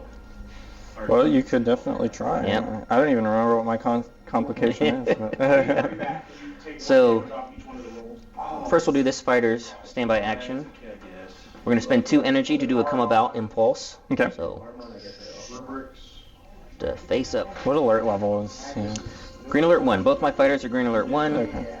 And my big guy is red alert 1. Yeah. Well, I think I'm going to also come about. Heavy combat ship. Okay. Well. Its pulse cannons are really good. It has the pulse 2 ability. It gives you 2 free rerolls. You have to be close range. You have to line it up pretty good to get them to both go off. Mm-hmm. And also, it can fire 2 quantum torpedoes out the front and 1 out the back. You can fire lots of torpedoes. Nice. And they're pretty. All right. I think I'm good then. Okay. No, I'm gonna reduce my alert level. I'm sorry. So going down to yellow alert 2. He's already behind the gun. Okay, that's it for the ship priority or ship standby actions. Now, this is where torpedoes and probes move. Yep. And now the torpedo gonna detonate Sweet. in the face of the constellation. Boom. So quantum torpedoes, they get 4 black dice. Blast 1, so anyone at distance 1 would take damage if there's anybody else. Gotcha. Unless I had a sensor lock, then it's only the person that, because you can do friendly fire explosions if you don't have a sensor lock and you're too close to the torpedoes going off. All right, and this will be into your front. That's a really good roll. Now, what's your shield value? My shield value is 1. Okay, so first you take 1 on the shields. Okay. So reduce your energy by 1 down to 3. Then you take 3 damage, and you don't stop when you change your first color because this has breach. Okay. 7 to 6, so that's a crew hit. So your crew dial goes down by 1. Then we on to 5, and then take a damage card. So that's aft. I hit you in the front, so draw till we get a 4 or aft. Compartment fires. An opponent assigns. Oh man, you're getting all these bad ones.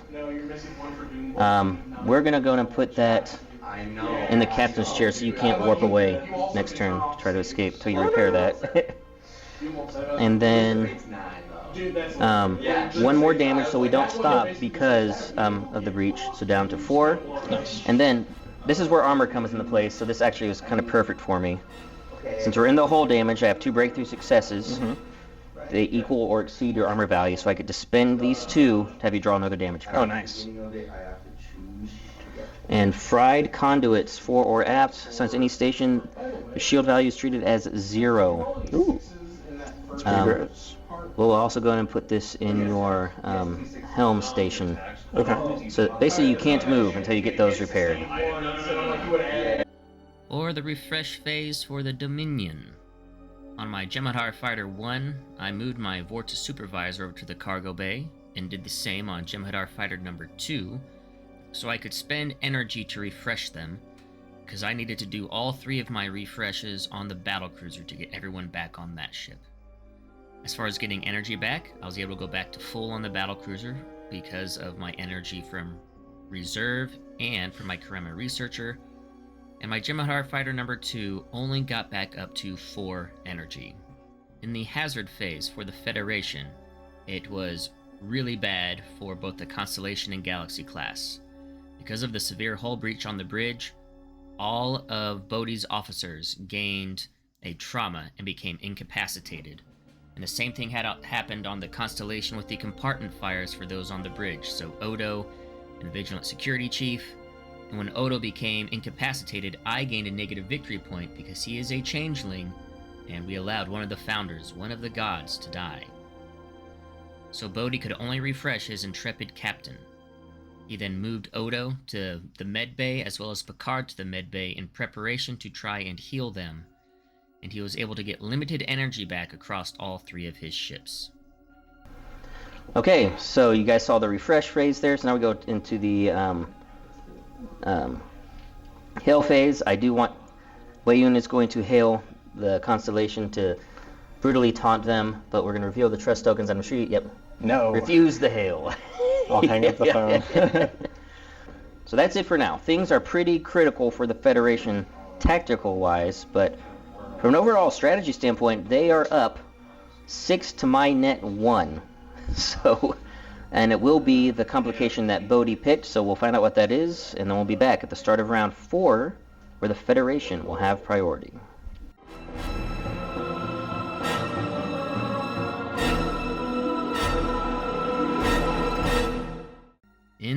midst of the escalating conflict between the Dominion and Federation forces, and on the brink of the Dominion's moral-crushing victory of destroying the Federation's flagship, the enigmatic being known as Q decided to intervene and have some fun with those puny mortals.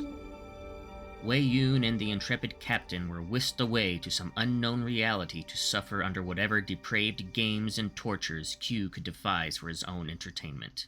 With the loss of the last healthy command officer for the Federation and the task force leader of the Dominion, both sides are thrown into disarray and have to potentially pool their resources to find a way to negotiate with the fickle, omnipotent being, or risk condemning their personnel to a fate worse than death for all eternity. For the Complication, we got Missing Crew, and this has reset all 3 of our directives back to the calm side, and Q has decided to be up to his normal shenanigans and whisked away Wei Yun and the intrepid captain. The opposing player for each side was able to choose their opponent and one of their officers to send into an unknown realm where Q has taken them prisoner. We removed all ping objectives and placed 4 more that are cryptic signals.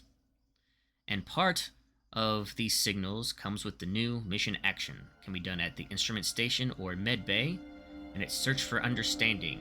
Command plus empathy with re-rolling instrument power to try to understand Q and what he is doing. If you fail, your opponent gets to choose a captured officer to get a trauma token. The only way to win this mission is for someone to complete the hailing frequency joint solution. Otherwise, it is a mutual loss. So at the end of round 6, if a joint solution has not been made, or if both captured officers are incapacitated, it is also a mutual loss. So can the Dominion and Federation find a way to work together to find a joint solution, or both sides effectively lose as their officers are lost for all eternity? Coming up next will be the priority phase of round 4, where the Federation will have priority. Alright, here we are, start of round 4. The intrepid captain and Wei Yun have been abducted by Q, and currently the Federation is winning 6-1, and we could potentially have a mutual loss in this game. And there are multiple ways we can mutually lose. So both of us are going to have to readjust our tactics, given that Q has decided to intervene in this conflict. I'm going to pass on my priority actions. Yep. I mean, that makes sense. You're kind of you need the standby to start healing people, for sure. All right. First priority phase, action. I think we need to just destroy this. Well, no, if I do that, we're in calm again. I have to wait. It's like I want to attack, but I can't. It's so frustrating. But I can go aggressive. I can beam onto your ship. You could. And that would be an aggressive act, not a hostile act. So I think I am going to... Well, since you passed, my order doesn't matter. So first, I'm going to do my Vortex Supervisor, distribute drugs. Yep. Is teams personnel? Yes. Okay. So, personnel is an officer by themselves. A team unit, so this whole team unit with my second attached to it is considered one personnel. Okay. Personnel is also your crew dial. Then next I'm going to use my Charisma Researcher, and we're going to try to beam through the shields of the Constellation to land my assault team. That's also why I went down to a yellow alert, because you can only transport if you're at green or yellow alert. Okay, so I get 5 dice because of my ops. It's now 5. Your shield value is 1, and standard difficulty is 2, so I need 3 successes. I did not succeed. Oh. Dang it! Yep. So we're going to form a team with my Vortex Supervisor. Going to spend her as priority action. And we are going to form my Diplomatic Envoy team. Diplomatic Envoy team with plasma rifles. Okay. Very diplomatic. Then I will pass. Okay. So now we go to the standby phase. Order flips. So it goes to me. First standby action Yep, so we'll try to transport again. So I do get 5 dice. Okay. My personal transponders. Need 3 successes. Come on! Get through the shields! Oh, no. Ah! Oh my goodness! Alright, so that failed, so your standby action. Okay. Your standby action. I think I'm gonna. So I just heal. Well, you I still have to test. Yep, have to test science plus biology, but you don't have biology because Right. I'm an officer. So I roll 3 dice. For science, yep. And I think you need 2 successes, I it do. says there. Trying to heal Picard. Oh, Picard is healed. Okay. So we remove his trauma. He's still exhausted. Okay. But in the refresh phase, he can now be readied. Okay. All right, my next standby action. This fighter, I'm going to spend 2 energy to do an impulse come about. Oh, hey. Hello there. All right, next to you. All right. That's gonna be my constellation. He's gonna try and Heal Odo. Yep. All right. So this is 4 science.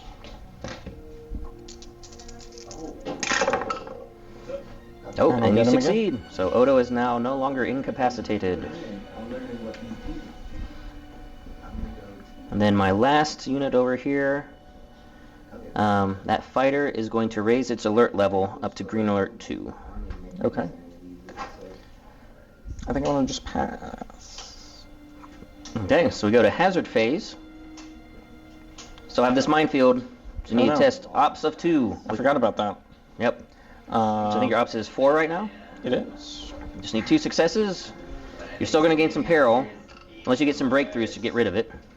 And you can use the peril to re-roll this, right? Yes, I can, actually. Well, I can't re-roll this, but I am going to go ahead and spend 1 peril to re-roll that double. Okay. So you still succeed. Well, dang it.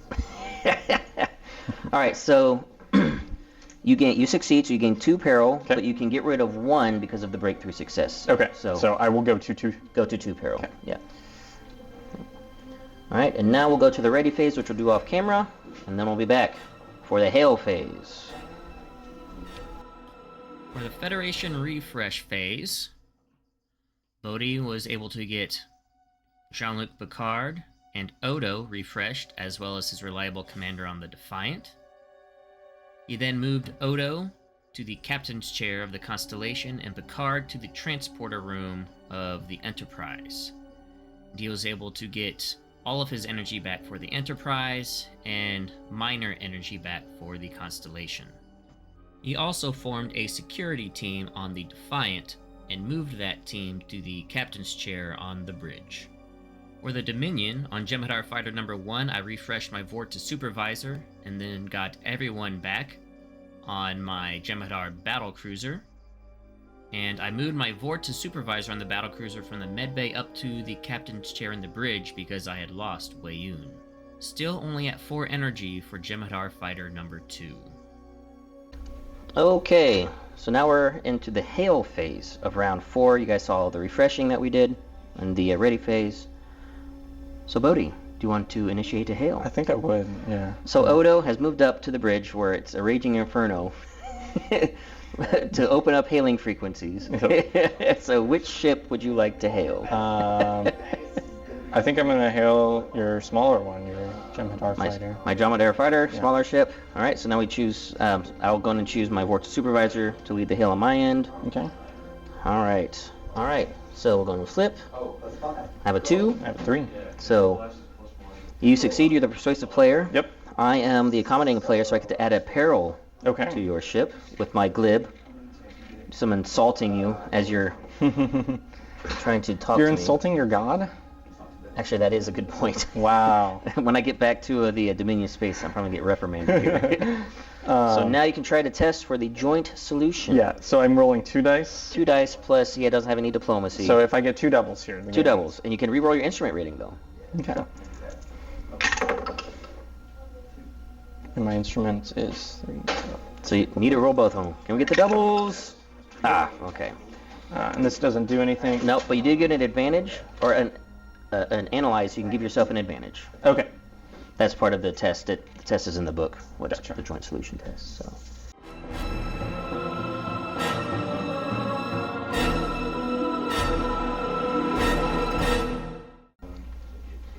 Start of round 5. We are now in the Dominion's priority, still down 6-1. Oh, in the hail phase last turn, I did go combat because I'm losing by more than 2. So I am definitely going to use my hail phase ability to go to hostile. Nice.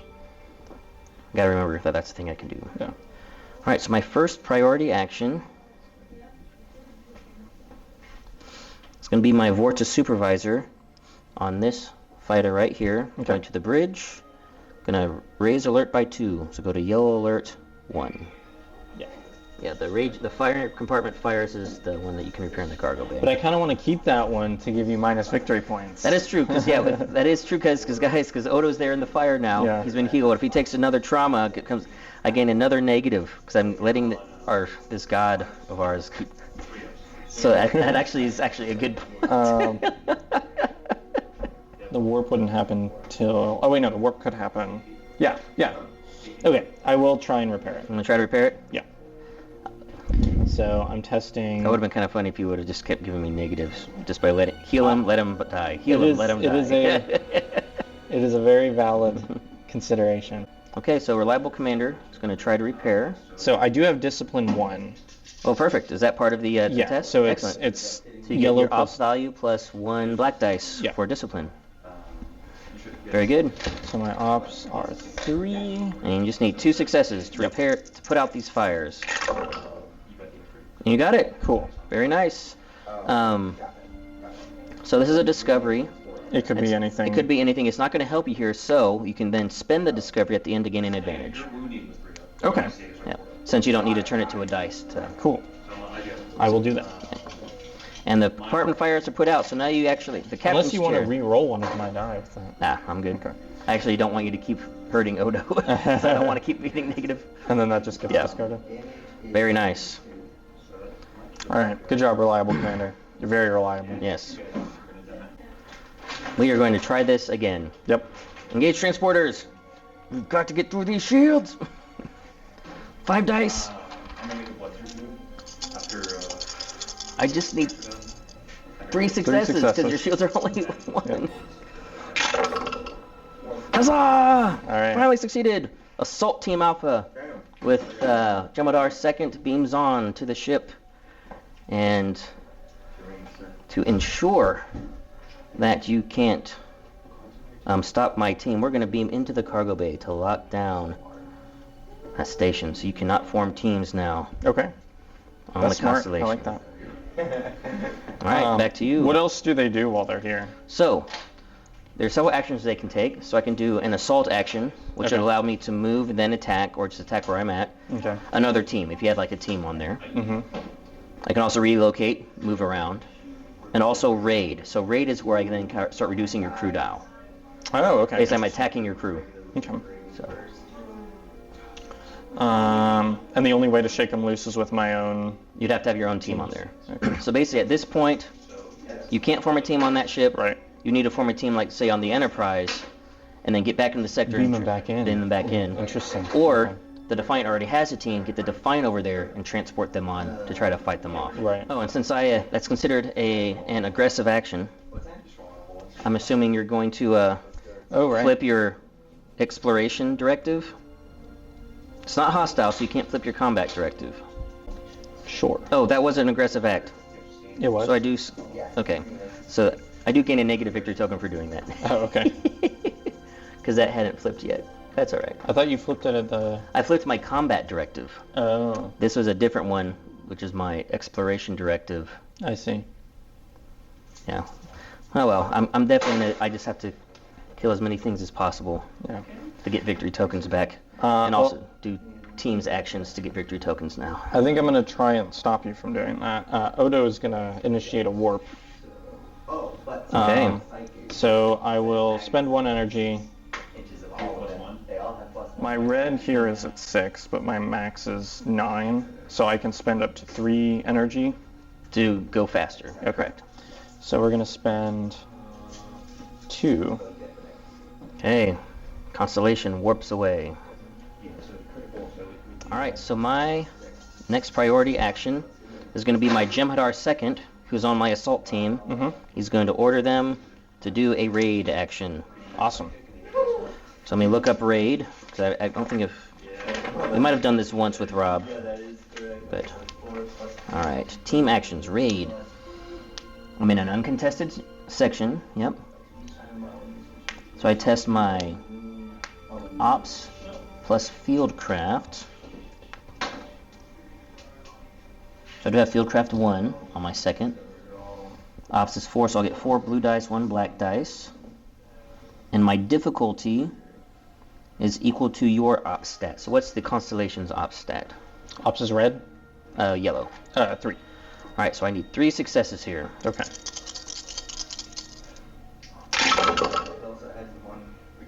Okay, that was very good. Alright, now let's see what I can do with that. Okay, so I did get a breakthrough success. Mm-hmm. So I'm going to do 1 health damage to your crew dial. So your crew dial goes down by 1. Okay. You're basically killing your crew. Oh, no. And then you gain a number of peril equal to the number of successes I got. So you gain 4 peril. Oh. It is right, yeah? Yeah, per success. Wow. Wow, that's the first time I was doing this on a ship. That is pretty deadly. Yeah, that's pretty good. I'm going to pass. Gonna pass. Okay. My next action, move my Vortex Supervisor up to my Captain's Chair of Fighter number 2 to raise my alert level. And I think I want to go to Red Alert, because I'm at Green 2. Yeah, we're going to go to Red Alert 1 on that fighter. Well, our juicy targets just warped away. So first, Vortex Diplomat at the helm. Cost me 1 energy. To do a come about.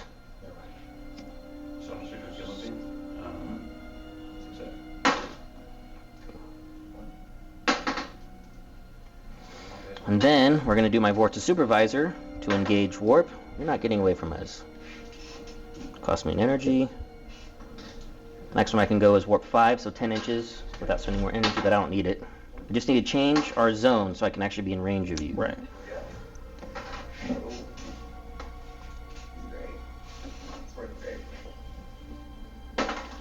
We're gonna warp to where I think I like. What's your shield value on the Enterprise? 3 and 2. 3 and 2, so 2 in the back. So I'm gonna do it because I want to shoot you in the back. So we're not gonna go. So now this is a double arc. So since my center line is hitting your back, I can do my front and back Sweet. lasers into you. And I'm blowing out the lines on this one. So all my officers are going to be exhausted. And now we are going to fire everything! Well, my weapons power is not too high, but we're still going to do it. Talak Talan is going to do fire weapons action. Okay. So, first, so I have 3 weapons power, and I can spend up to 3 energy. Okay. So we're going to do my front face polaron beams into the rear of the Enterprise. I can go up to 4 weapons power, but I'm only going to do 2. Okay. Talak Talan has ordnance 2, so he gets 2 black dice. Nice. And no rerolling because I don't have a sensor lock. Wow. Well, that was not good. Do you still have the ability to, like, pierce? I think pierce only works if I actually hit. Yeah, I actually have to hit because I completely whiffed. So nothing there. So I have 1 weapons power left, plus I can spend 2 more energy. Okay. Or actually 3 more energy if I wanted. But I'm going to spend 2 more energy Okay. to get 3 dice, and then I have 1 more energy I can spend after this. So I go down to 4 energy. Okay. I'm just going to spend the other one now because it's going to be fired near torpedo. Sure. Alright, second shot, front to rear. Okay. There we go. So this will give me pierce 1, so Okay. reduce your shields by 1. Okay. So I think your shields now go down to 1. Yep. So you take 1 on the shields and then 1 on the hull. Okay. So what were you at? I was 4? at 5, now I'm at 4. Down to 4. Yeah. Okay. Still yellow. Still in the yellow. And then we are going to fire a quantum torpedo. Very nice. Do the torpedoes go off before or after we hail? Before. Okay. Yep, they go off second half of the standby phase. Okay. So we are going to do my full, so I can do 2 notches on this guy to arc it. So we're going to arc it as far over as we can. Okay. Quantum torpedo launched. We can't let you get away. Alright, and now I will pass. I have no, my officers are all blown out, so now we go to the standby phase where you get the first action. Alright, so they get 4 dice because they're ops 4. Your ops is now, did it go? It's still 3. Still 3? Yeah. Okay. So I need 3 successes to be able to do anything. That was really good. So I get 3 more peril. 4 more peril. 4 more peril. And crude owl goes down 1 more. Okay. Yeah, I think that's the plan. Alright, gonna warp. Standby action. What's your current engine power? 5. So you can go 10 inches unless you want to spend more. So 10 inches will put your middle of your ship right here, the middle of it. Okay. So you can go to the edge of the board. Like that. There we go. Trying to warp away. Yep. Trying to get out of the system. Away from that torpedo. And then you get another priority action because I did it out of order. And I guess that will be... Got your Defiant. And you've got your Constellation. Constellation, probably. Okay, what's your maximum speed you can go? No, I'm going to turn in place. It's come about. Yeah. Very nice. And just get me... Setting up for next round to warp back into the system. Yeah. Keep playing cat and mouse. Very nice. So we are going to do a warp action. My maximum warp I can do right now is 7 because of my engine power. And that's going to cost me 3 power to do that. Which I'm not going to get a lot of energy back, but that's okay. So you guys can see where I went. Right underneath my nesting wing. My Defiant. The Defiant. So you need to change your alert level if you want to be able to start firing that's weapons. what I'll do. So you can change it by 1 as a standby, so at least it gets you the option to shoot. So. I'll do that. Alright, my last standby. This fighter is going to launch a torpedo. Okay. So we are going to launch, she's going to launch 1 photon torpedo out the front. Oh, do you need this? I was doing this on the wrong side. This should be orange because it's my color, but we know they're my torpedoes. Oh yes, I do need that, thank you. So we're just going to launch it straight at you. I'm going to give it an endurance of 2. Okay. The diplomatic envoy I formed here, they're going to disband so I can get my crew back. Because they were not going to be very effective anyway. That makes sense. Now we're at the end of the standby, so now torpedoes move. Mm-hmm. So we'll start with this torpedo. And I will choose to have it move before it detonates, because I don't want it blowing up in my face. So you can see on there it tells you how fast they can move. Torpedoes can move a speed of 4. Mm-hmm. And unless they have a target lock, you move them just along the sides. But torpedoes can cross the line. So, and then after the move, I change its endurance marker down to a 1. Oh, okay. And then for this torpedo, I'm hoping I had range to where it's going to be able to impact the Defiant. But I don't know. We'll see. Comes up. Nope, not in range yet to detonate, because you have to be at 1 inch. Can you, like, shoot torpedoes? Yep, you can shoot torpedoes. They have a... They're hard to hit. Their evasion is a 3, so you need 3 successes to hit them. But you can definitely shoot torpedoes. Okay. Neat. Hazard phase. I don't think anything... Oh, wait. Yep. You might be in range here. I would if I was still in system. Oh, right, Since yeah. I'm out of system, this instance is now considered infinite. So I bet that's a victory point, too. It probably is a victory point 1. We'll find out at the end of the game.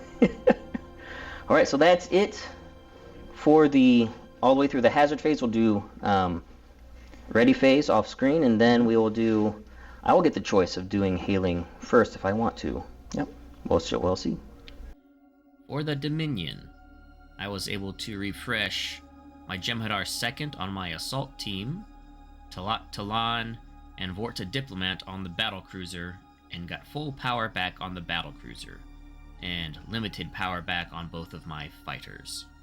For the Federation, Bodhi refreshed Jean-Luc Picard, Odo, and his reliable commander on the Defiant, and was able to get full energy back, or near full energy back on the Galaxy class, and limited energy back on the Constellation. Okay, round 5 Hail phase, I get to choose. And I am going to engage a Hail. My Vorta Diplomat is going to try to hail the Constellation to mock Odo again. Okay. So, this is where we choose our trust tokens. Yep. And then, let's see. Let's put over here, yeah. Alright, so I revealed a 4. I have a 2. A 2, alright, so I am the persuasive player, you're accommodating. Mm-hmm. Since I'm persuasive, I don't get the glib ability, but I get to do my own political pressure test. Okay. So, I trust, you revealed a 2, right? I did. So I get 2 dice from trust.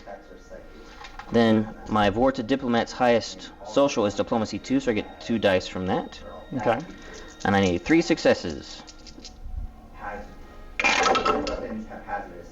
And it doesn't look like I can reroll, so that is a failure, unfortunately. Wah wah. I could have potentially gotten a victory token doing that. Oh well. Is there anything that happens on a failure? Nope. On some mission hells, I think there are some bad things that happen on a failed diplomacy, but on this one, no. Okay. Alright, that's it for round 5. So we'll be back at the start of round 6, where the Federation will have the final priority.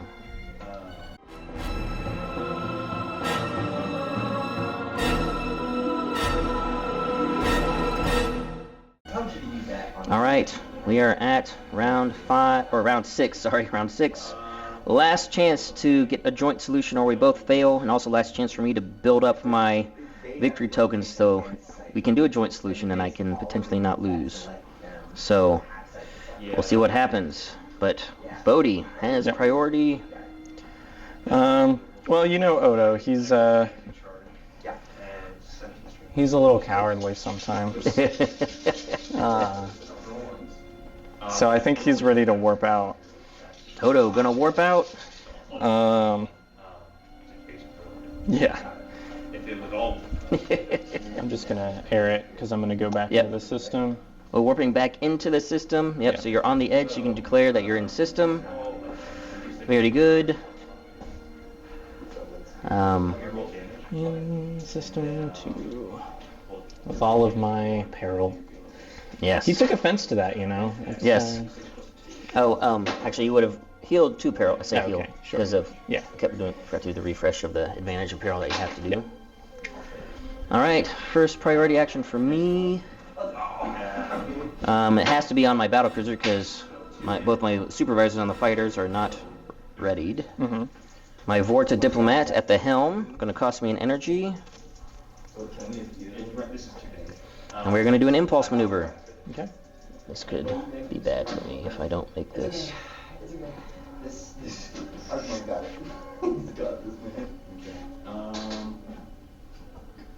No, I overlap my ship. Uh-oh. Ugh. So I don't even think I can make the turn. So if I turn, oh man, I should have just gone straight. Well, that's unfortunate. Wow. So it just does it? That's it? Yep. You basically go back to where you're not overlapping. Let's just go to red 1. Red 1. All right. The reliable commander. Okay. Next priority action. I'll go ahead and pass. Okay. I think I'm also going to pass. Okay. Standby phase. Mm-hmm. I get first action. Yep. So for my Jem'Hadar fighter, I'm going to launch a photon torpedo. Okay.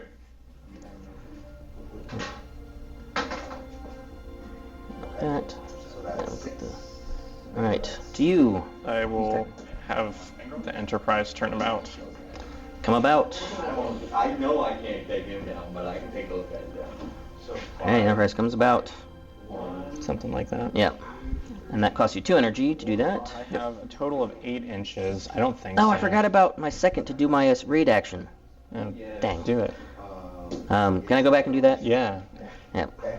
I think I'm going to be just out of 8, unless 8 is here. Yep, it's right at the point. Nope. Not quite. No, not quite in range Oh, to no? make a hail. Yeah, so the 8 is right on the line here. Oh, okay. The 8 is That- at, that's so it. just out. Okay. Yeah. So right now you can't conduct a hail. Correct. Unless I decide to move him in range so you can do it. Yeah. Which I might. With a standby action. Yeah. Alright, we're going back to the priority phase real quick, because it's harder with your teams, forgetting that he was over there. But basically going to do another raid Yep. with my Jem'Hadar first. You have to get a 2. So 4 ops plus my 1 field craft. Need 2 successes. I'd like a breakthrough. Well, that definitely did it. So you gain 4 more raid. I'm not going to put any more on there. Okay. Because it's not going to matter. Yeah, he's not even going to be taking a... Yeah, so you take another crew hit. Okay. So that means I also get another victory token. Nice. And that's for my exploration directive. Both wondering. Alright, so now we're back to standby phase. Let's see. So I've done I fired a torpedo, you come about, so now it's back to me. Yep. So I'm going to... I think I do want hailing to happen, just in case I can get to where I need to be. So we're going to do a move again, try that again, spend me 2 energy. This time I'm going to move straight, then turn. That's what I should have done last time. We're going to move straight. Full move. Actually, I might not even turn. 'Cause I think we're in range, so... Definitely in your comms range, and we're in my comms range. So we're in comms range of each other. Yay. So hailing frequencies will happen, so we have a chance to get a joint solution and not mutually lose. Yep. Because Q is messing with our stuff. Alright, your next priority action. Okay. So how do I shoot? So you just say that you're doing a fire weapons action. Okay. And then you have the number of shots you can take is equal to your weapons power plus up to that much additional energy. Okay. You're not in range to shoot any of these weapons because 6 inches, 4 inches. Okay, So all you so can it's do is just the fire your torpedoes. 2 quantum Okay. torpedoes. Well, I'll do that. But you can definitely fit it on that side. I'm assuming of endurance 2. Sure. Yeah. Although there's only 1 round left, Right. but my... Oh wait, I can fire my shots at the torpedo. Oh yes, you can take a shot at torpedo. Try to shoot it down. Yeah. So this would be... So you have to keep in mind you have 2 energy you spent for torpedo firing. Right, and So- I would have 2 more, but 2 more plus any more energy you want to spend so you can... So you're going to need to get 3 successes. right. Let's see if you're in pulse cannon range, which I think you are. Can you hand me your ruler? Yeah. I'm pretty sure in 4 inches. Yeah, you want to fire that because you get 2 rerolls with your pulse 2 ability. Okay. So you want to fire those. So you I can would fire spend up. 2 energy. You can only do your right battery. Yeah. So it's the same difference. Okay. Yep. Same difference. So I'm rolling 4 dice with 2 rerolls. 4 dice with 2 rerolls. You need 3 successes to shoot that torpedo down.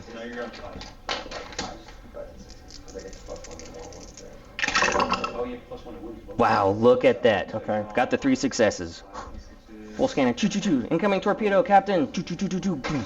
Destroyed. None of that. Very nice. Get out of here. Shoo. Then my last priority action. We're going to do. I'm going to spend 2 energy to do an impulse maneuver, and we're going to back up. Back away, back away. Torpedoes incoming. So you get half your impulse power rounded up, so I can go. Gotcha. I'm going from 7 to 4. So reverse engines, That's awesome. just to get out of range of those torpedoes coming in. Well, I have... I can try and roll 2 dice. To try to get- repair your. Yeah. Oh, no, it's just 1 die now. So. Yeah, because I kept doing your crew. Okay, hit. so I'm not going to bother I'm with gonna that. bother with He'll him. pass. So pass there. And I think that should be... And that's it. Well, no, I have. So this guy was priority phase. Now they're going to do another raid action. Oh, okay, sure. But I can't get another victory token from that because that's 1 per turn. But if I disable you, if I get 1 more crew hit, I'll get Right. this victory token. Well, hold on. Oh no. Oh, it's not disable. I need to destroy. Never mind. Yeah. I thought you were... Because you scored 2 last turn. Oh, I did because I Yeah. did it back to back. Didn't So I? it would just be 1 less. Yep. Yep. Okay, so I can. That's right. Because this does say one per round. That is the only way. Well, that stinks. I don't think I can win now. Right. Oh wait, no. But you can disable me for the lore. I can disable before the lore. Yep, so I'm gonna do it anyway. We're taking out the ship. Yep, I needed to destroy you to kill you. Yep. Alright, let's see if we can just kill all the crew on board. All right. So, but I didn't get a breakthrough, so I don't kill the crew dial. Oh. I just give you 2 more peril. Okay. Man, so much peril. Let's see, because you got 2, or wait, no. Did you get 4? 4 on the first one. So this that's round. 6 additional peril. 7, 8, 9, 10, 11, 12, 13 peril. 13 peril on that.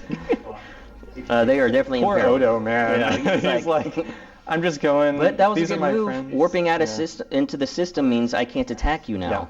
So I can't get victory points for destroying you. So I'm going to try to make this as not a bad a loss. I need to now destroy the Enterprise. Yep. And if I do that, that means you don't hail, and we both lose. Yep. So if I can't win, I'm taking you with me. Okay. So torpedoes are now moving. All right. Do mine go first because I have priority? It starts with a standby player. So one of my torpedoes goes first, then one of your torpedoes, Gotcha. then one of mine, then one Sweet. of yours. So we're going to start with the quantum torpedo to see if by crossing the tool I can get within 1 inch. That was honestly pretty good. I really wish I could have gotten a sensor lock on you. 1, 2, 3, 4. It's okay, I'm gonna save it online. There's really not. Nope, not in range. I needed a sensor lock. Okay. So that then, the endurance will go off, and that would just detonate harmlessly. How far do mine go? Only 4 inches, so you're not gonna be able to get in range of me. But Well, I want to do it just just to for say practice. that I did. Yeah. Yeah, I'll grab a smaller one. Yeah. So you measure to the. Yep. So to the full length here. Sorry. Yep. And then you just go to the back where the back is at the floor, or whatever you started the measure. Okay, so like that. Yeah. Then you would flip that over to a 1 after its move. Gotcha. Yep. Okay. All right. Now for the photon torpedo, I don't think this is going to be enough. It's a photon torpedo coming in. You can definitely get it in range and then have it blow up. Yep. Oh yeah, that's definitely within 1. Yep. Torpedo into the front. All right. I have 3 shields there currently. And you do have the energy. I to have take a lot it. of energy. All right. So photon torpedoes, instead of 4 black dice, they roll 3 blue dice. Okay. So the consistency isn't as good, but there's a potential of 6 damage if I get Spiking, yeah. spiking. That one that And for 3, I just. fortunately, soak it on the shields. Now, are shields a May? Do you have to spend? You have to range? spend Okay. shields. Yep. You do not have the option if you have the power to do it. All All right. right. So now So then we would have a ready. we have hazard phase. No one's in this one. hazard range. Oh, yeah, that goes. We have a ready phase. The ready phase doesn't matter except for basically Picard readying moving. Picard and moving Picard over, and then me getting my diplomat ready. So we're just going to jump to the hail phase. Yep. Do you want to engage in hails? I would love to. Okay. All right. And we reveal. I don't answer your hail. Okay. Screw you. We're all gonna lose. So- But I still roll. No, because I did this, it means the hail didn't happen. all of your game's characters can buy bolt pistols. Oh, because there's no persuasive player. Right. Correct. Okay. I figured that was. I've gonna been happen. saving this Yeah. to. Yeah.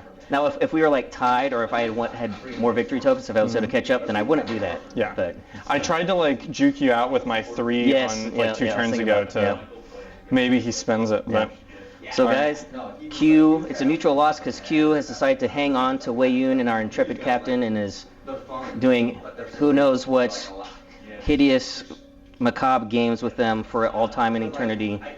It's a mutual loss. Nobody wins. That is something that can happen in this game. So Bodhi and I will talk about when we're back in the post-game interview.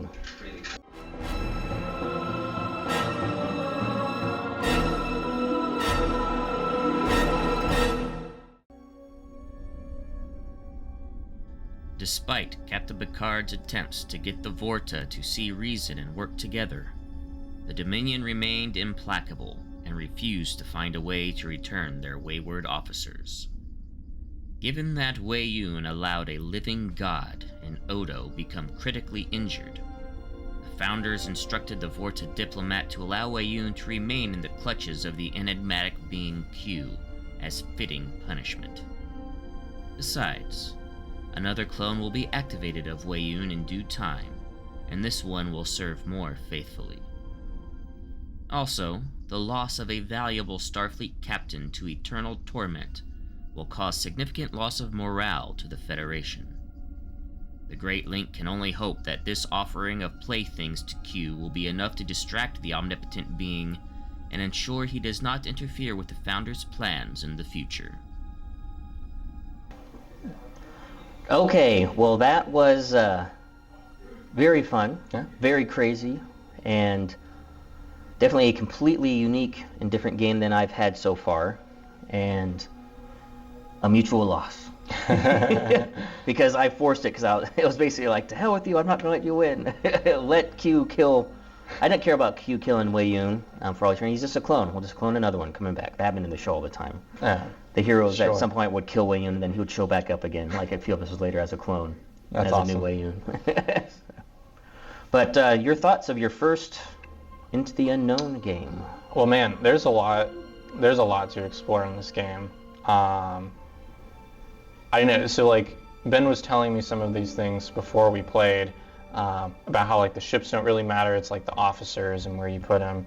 And there's definitely some things that I was watching him do that made a lot of sense, like having just the one basic officer on your smaller vessels made a lot of sense, because I wasn't really using the second officer on my Defiant as much. I mean, maybe there is some strategy to having a second one there, but I really liked kind of like the engine that you were able to operate on your bigger vessel. Yeah, I really loaded it up to be able to do almost everything I needed on that one. Right. From the get-go, I kind of went into it not really wanting to do a combat type of thing, just because, I don't know, it seemed more efficient to like get the victory tokens. I definitely, so I'm not sure if it was on camera or not, but you had mentioned that the teams are kind of like squadrons if you're unprepared. And you basically got superior positions against me. Correct. And just got to farm me for victory points every turn. Which it almost worked. I was just too far in the hole at that point, but it started bringing me back. Well, one of those is because my ship got set on fire and Odo died. And Odo died. It gave me a negative victory token, and also stopping me from beaming onto the Enterprise, because I want to do the same thing there. So I want to have a team on each and start farming tokens, but I couldn't get through your shields on the Enterprise. So I definitely think so. Like, I mean, I went to it. I was on yellow alert the whole time, except for when I went to red alert on the Defiant class. But you know, there's so much room to explore with a more aggressive play style. I really like how all the dials and stuff work. I'm not sure yet, because this is like my first and a half game. And that test game we played was like 8 months ago. For you. So. But there wasn't anything that felt really good. Like, you really need to be changing it depending on the situation, which isn't a bad thing. I think that means that like the good players in this game are going to adapt to adapting. Yeah, exactly. The complication and stuff took me like the whole game to understand. Like I'm still a little bit lost on like what was happening over on that side, but I'll figure that out. And when we got a really weird one, there's some really weird complications. I think there's 3 mutual loss complications where you have to work together. But if you work together, someone's still going to win, or if you want to be, like what I did there, saved my one to, if I'm not going to have a chance to win, then no hailing frequencies, Which, I mean, but if I had spent that one earlier and it didn't refresh yet, I couldn't stop you. Theoretically, like, if I hadn't lost Picard, or maybe if I just hadn't jumped the Enterprise out of that system, you could have tried to do it. I would have had 2 turns. Because you could have, if you hadn't jumped the Enterprise out, you would have had round 4. You could have tried to, in the refresh phase, move Picard from when he took all that damage from round 3. Right. Actually, you couldn't have done that in the 3rd round, I think. I forget when it happened. I don't know. Got kind of out of order there, but there was a lot of I don't know, a lot of things happen. Yes. But I think overall my favorite part about the game is that it really does tell a story. It definitely feels less like a tabletop RPG, especially compared to like all of the other ones that I've played. Or not a tabletop RPG, a tabletop war game. Right. and it feels like a board game. Like, I feel like if you don't like have this box and wanted to buy it, then this, like, as a cohesive set, even without any future expansions, works great. 100%. Yeah. And, like, honestly, that's something worth considering for me, is just like, even if, I mean, I know Ben and Rob and all of the others are going to keep playing, but even if this was just like the only game that I ever played with you, I'd consider buying it just for the board game experience. And with the number of overtures and situations and complications, there's a lot of combinations of what mission you start with, the situation that you could potentially have, and then the complication where, we never checked that to see if the raider would have come out there. Oh no, I wanted to do it, but I was like, I don't want to do it in the middle of the game. I forgot to check to see if a raider would have come out. Would it be the topmost token? Yeah, that was the last one. It was an the 8. raider. Oh my. And the thing is, if I would have scanned that, the trailing player gets to control it. Right. So if I would have scanned that, I would have gotten basically a helper to go attack people. That's funny. And because there was like 2 turns where you were thinking about scanning it. And I should have done it. I could have put a raider on the board.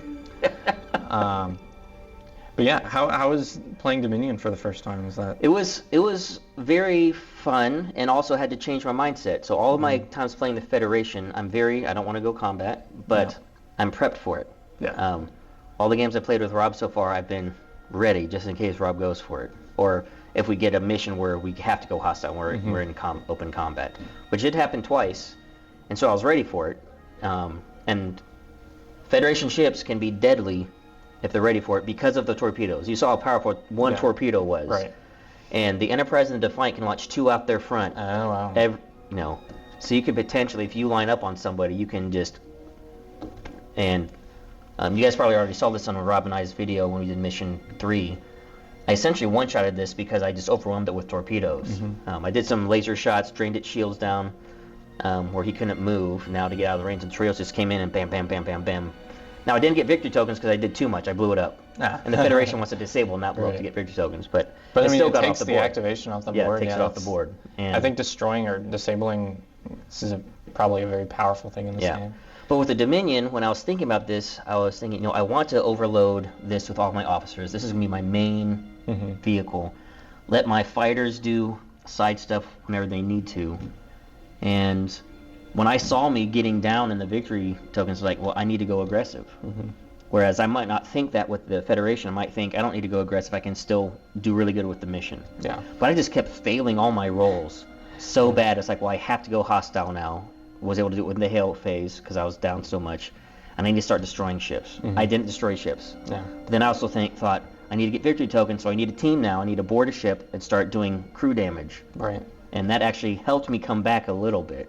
The dice seem very swingy in this game. I haven't looked at the sides, but especially the blue dice. The blue dice are almost exactly like the red dice in Armada, I think. Oh yeah, they literally are. Yeah.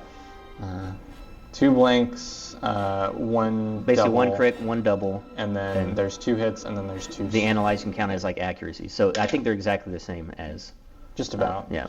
Then the black dice are far more consistent. You just don't have the chance for the double. Right. Especially because you have this discovery, which you can turn to whatever you want. Yeah. I think there's only 1 blank on there. Yes.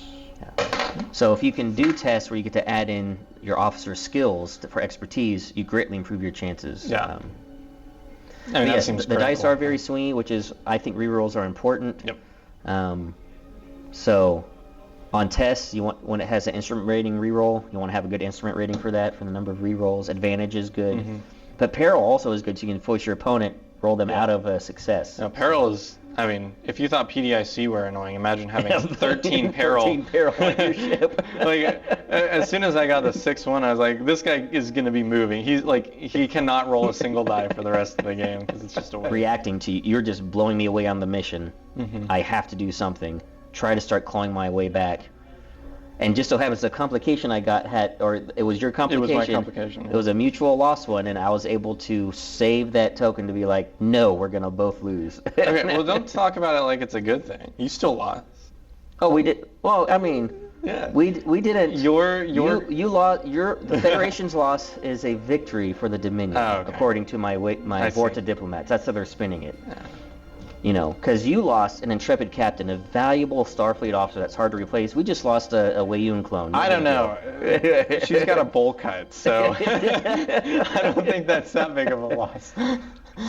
But yes, it was a mutual loss, and be interesting to see how that's if they ever do organized play for this, and they allow missions with mutual losses in it. That'd be a very interesting. I was going to bring that up. Dynamic.